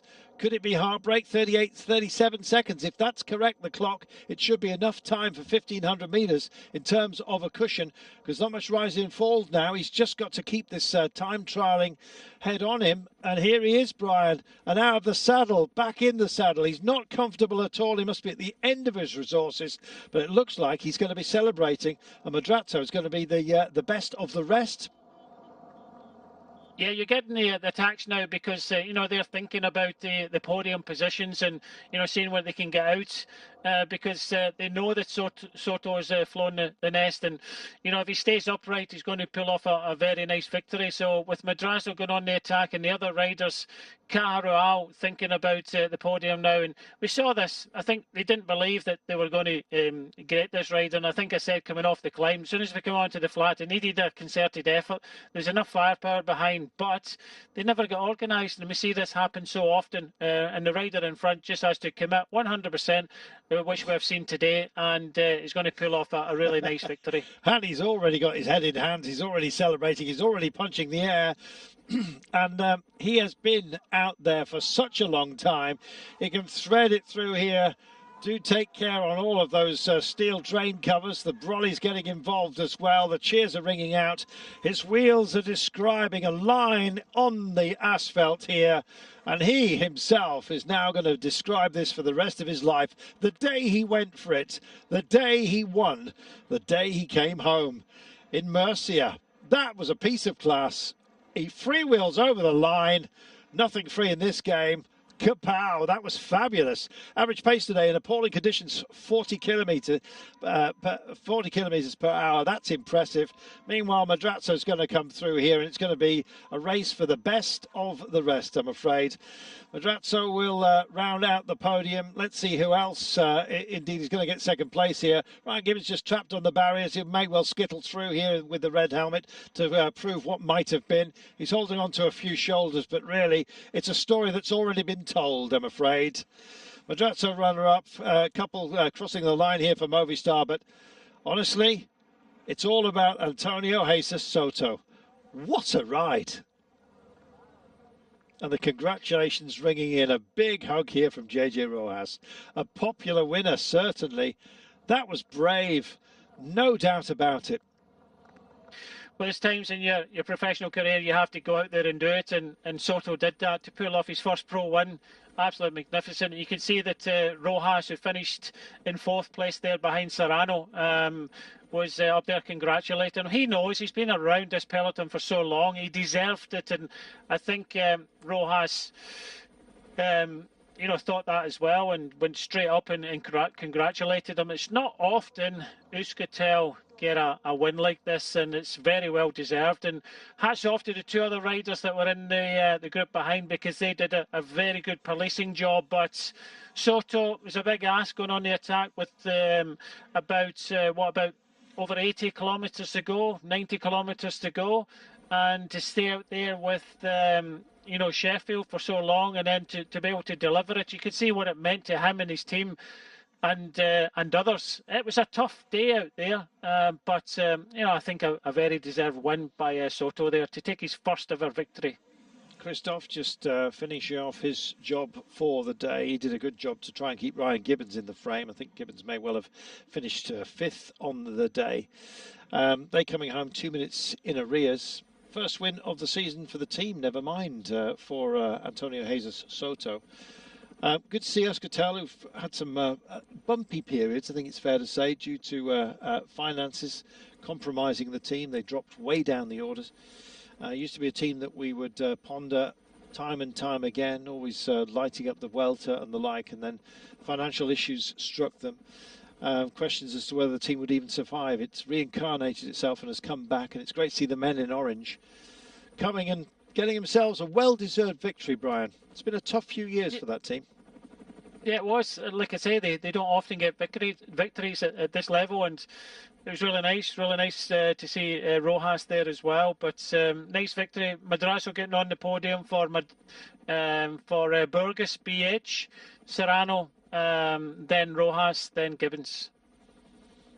There's your top 5, but Soto, so cool.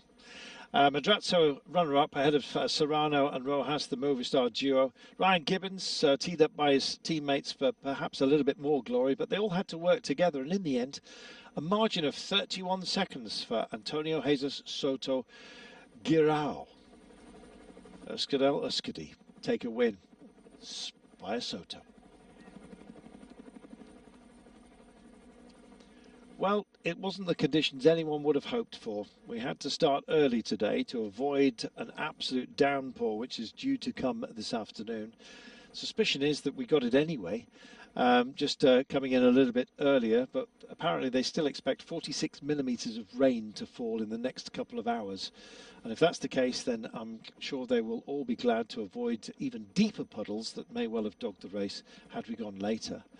But Soto has taken a fine win after 4 hours and 42 minutes in the saddle, an average pace of 40 kilometres per hour, and with a Category 1 test and 4 climbs along the way, he was superb. It was about great timing. There was a breakaway had gone up the road, he bridged to them on the Category 1 test, and then he just held his effort until the very last. One man standing with him, or 2 of them I should say, Magnus Sheffield, was put to the sword by Soto. And then, of course, he just dispatched the rest of the field. They couldn't decide how to chase him. He decided just to get his nose in the wind and go for it. And in fact, the margin could well have been even bigger had he not taken such a long time to wonder how he was going to celebrate his first pro win, Brian. Well, it's not often you get that. So, he took it all in. You could see that with inside the last kilometre. And well deserved. You don't get these opportunities, and to win your first pro race, incredible. Madrazo as well. It's been around the block a little bit, just kind of hung on for a second place. But you could see that when they came off, Soto was there for the taking, but there was no organised chase whatsoever behind, and hence Euskaltel get the victory with Soto. And it's not by chance. He rode in a very attacking race, and he put the big effort in. it was quite easily in these conditions and things like that for the organisers with the rain that's going to come. They could have cut back the stage distance. No, they kept the same. They kept the same race distance over the same terrain. 4:42 in these conditions. That was a tough day out there, and you can see the size of the group that were finishing behind. Not a lot of riders left, which shows you it was a tough day out for all. It certainly was. As we discussed earlier, it's about how you cope with these conditions. Nobody likes to ride in these conditions, but some sustain it better than others. And today, that man was Antonio Jesus Soto. This is Zango Madrazo leading everybody else in, but it really was about everybody else. Here he is. Huge celebrations will rain down upon him, almost as much, I'm sure, as the rain itself today. That was a really nice moment, wasn't it? JJ Rojas came up, put his arm around him and said, "What have you done? Here he is." Well, when did you decide to go on your solo attack?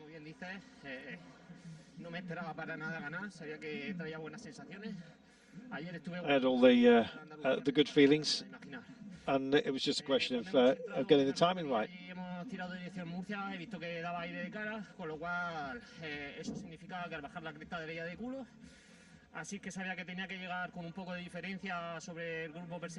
Well, he just held on to that very small advantage. Well,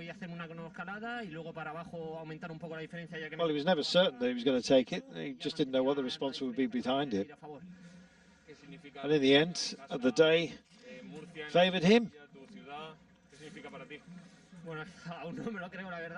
Well, would you expect it to have had such a big gap as this at the end of the day? And he said, obviously not. Built some great riders out there.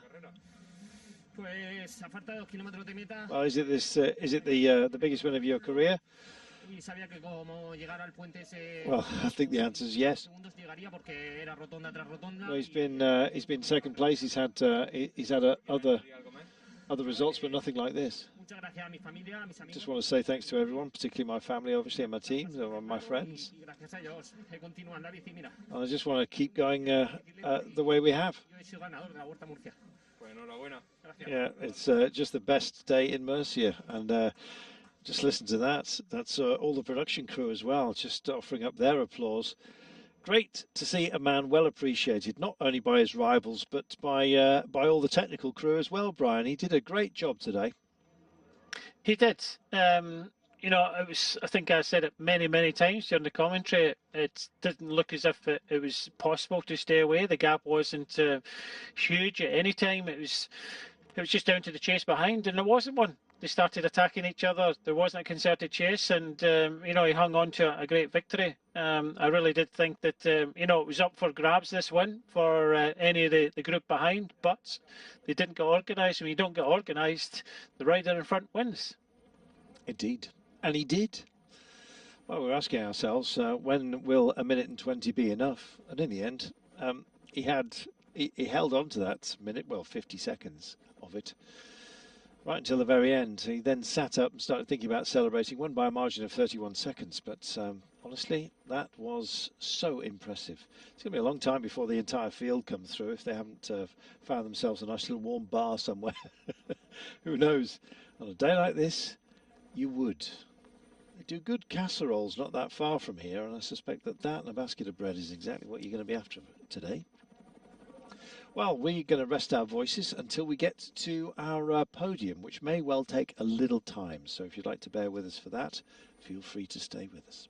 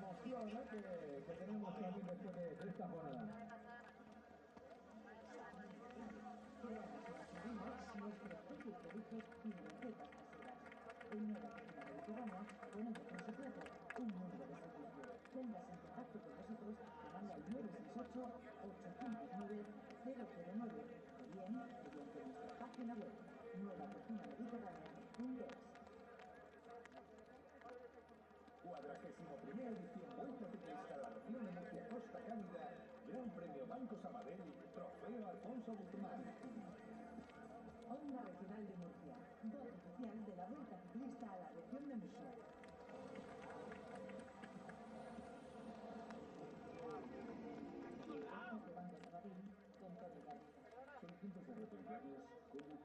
Comenzamos con la ceremonia protocolaria, aunque tengamos que hacer un pequeño parón, pero como no tenemos que recibir aquí nuestro supercampeón primero con la presencia de nuestras autoridades. En la ceremonia protocolaria del día de hoy, con la representación del alcalde de Alcantarilla, vamos a estar saludando al señor Joaquín. Buen día, Gómez, también a Fernando Canós, director territorial este del Banco Sabadell, la presencia también de el consejero de Presidencia, Turismo y Deportes. Confirmation of how the intermediate sprints went. Soto taking those, as suspected. He was in partnership with Magnus Sheffield at that point. I suspect that Sheffield may well have the King of the Mountains jersey. Just waiting for that in a moment. But here's our winner. Antonio Soto, vaya carrerón que ha protagonizado. Bueno, te invitamos, Antonio, a levantar los 3 trofeos, uno, eso es, como tú quieras, esto es, porque te lo ha ganado primero el centro. Venga, felicidades, campeón Antonio Soto, como ganador de la carrera con esos trofeos en representación del alcalde de Alcantarilla, del señor Joaquín Buendía Gómez, la presencia también del director general adjunto del Banco Sabadell, el señor Fernando Canós, y también con la presencia del Marcos Ortuño Soto, consejero de presidencia. Well, it's a big trophy, and that would be a big egg that went into that. Absolutely superb.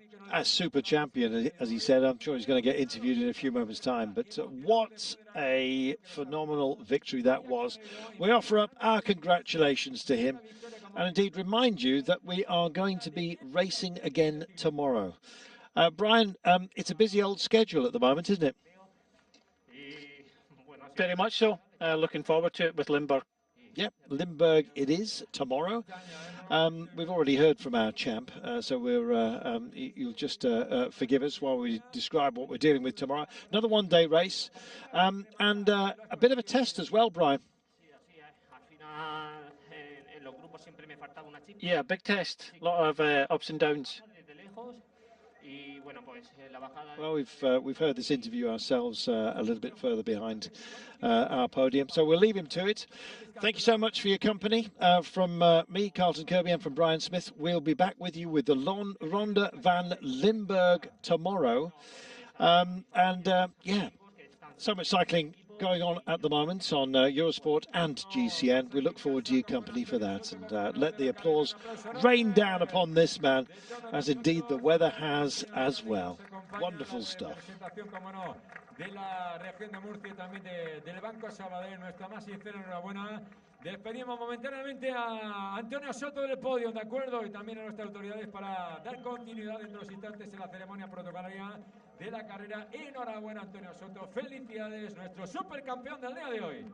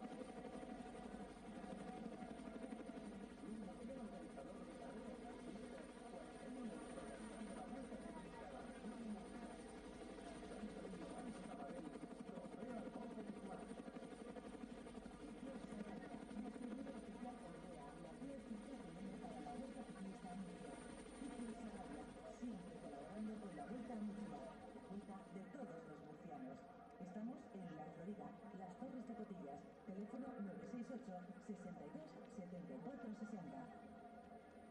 Damsel Representaciones. Distribuidor para Murcia y Alicante de bodegas Juan Gil. Porque llevamos a Madrid con calidad.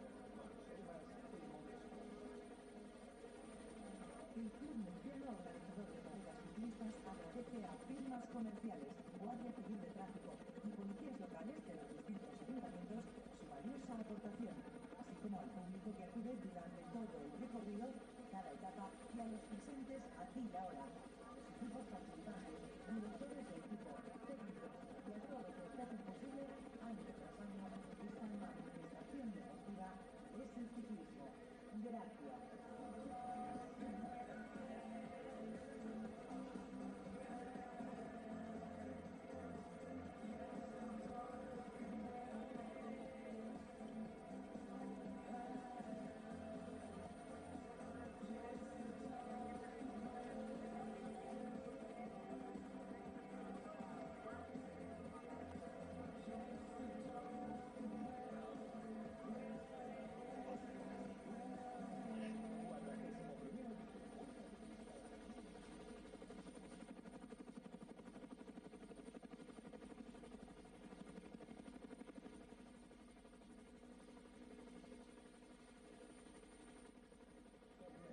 Centro de datos en la región de Murcia, el socio tecnológico para tu negocio.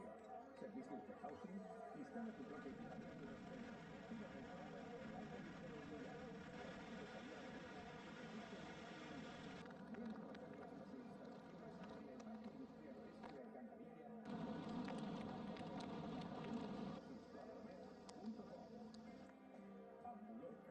Dispositivos sanitarios Ambex.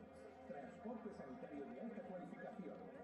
Disponemos de una flota de vehículos equipada con las más modernas tecnologías y de alta confortabilidad. Ambex, el transporte sanitario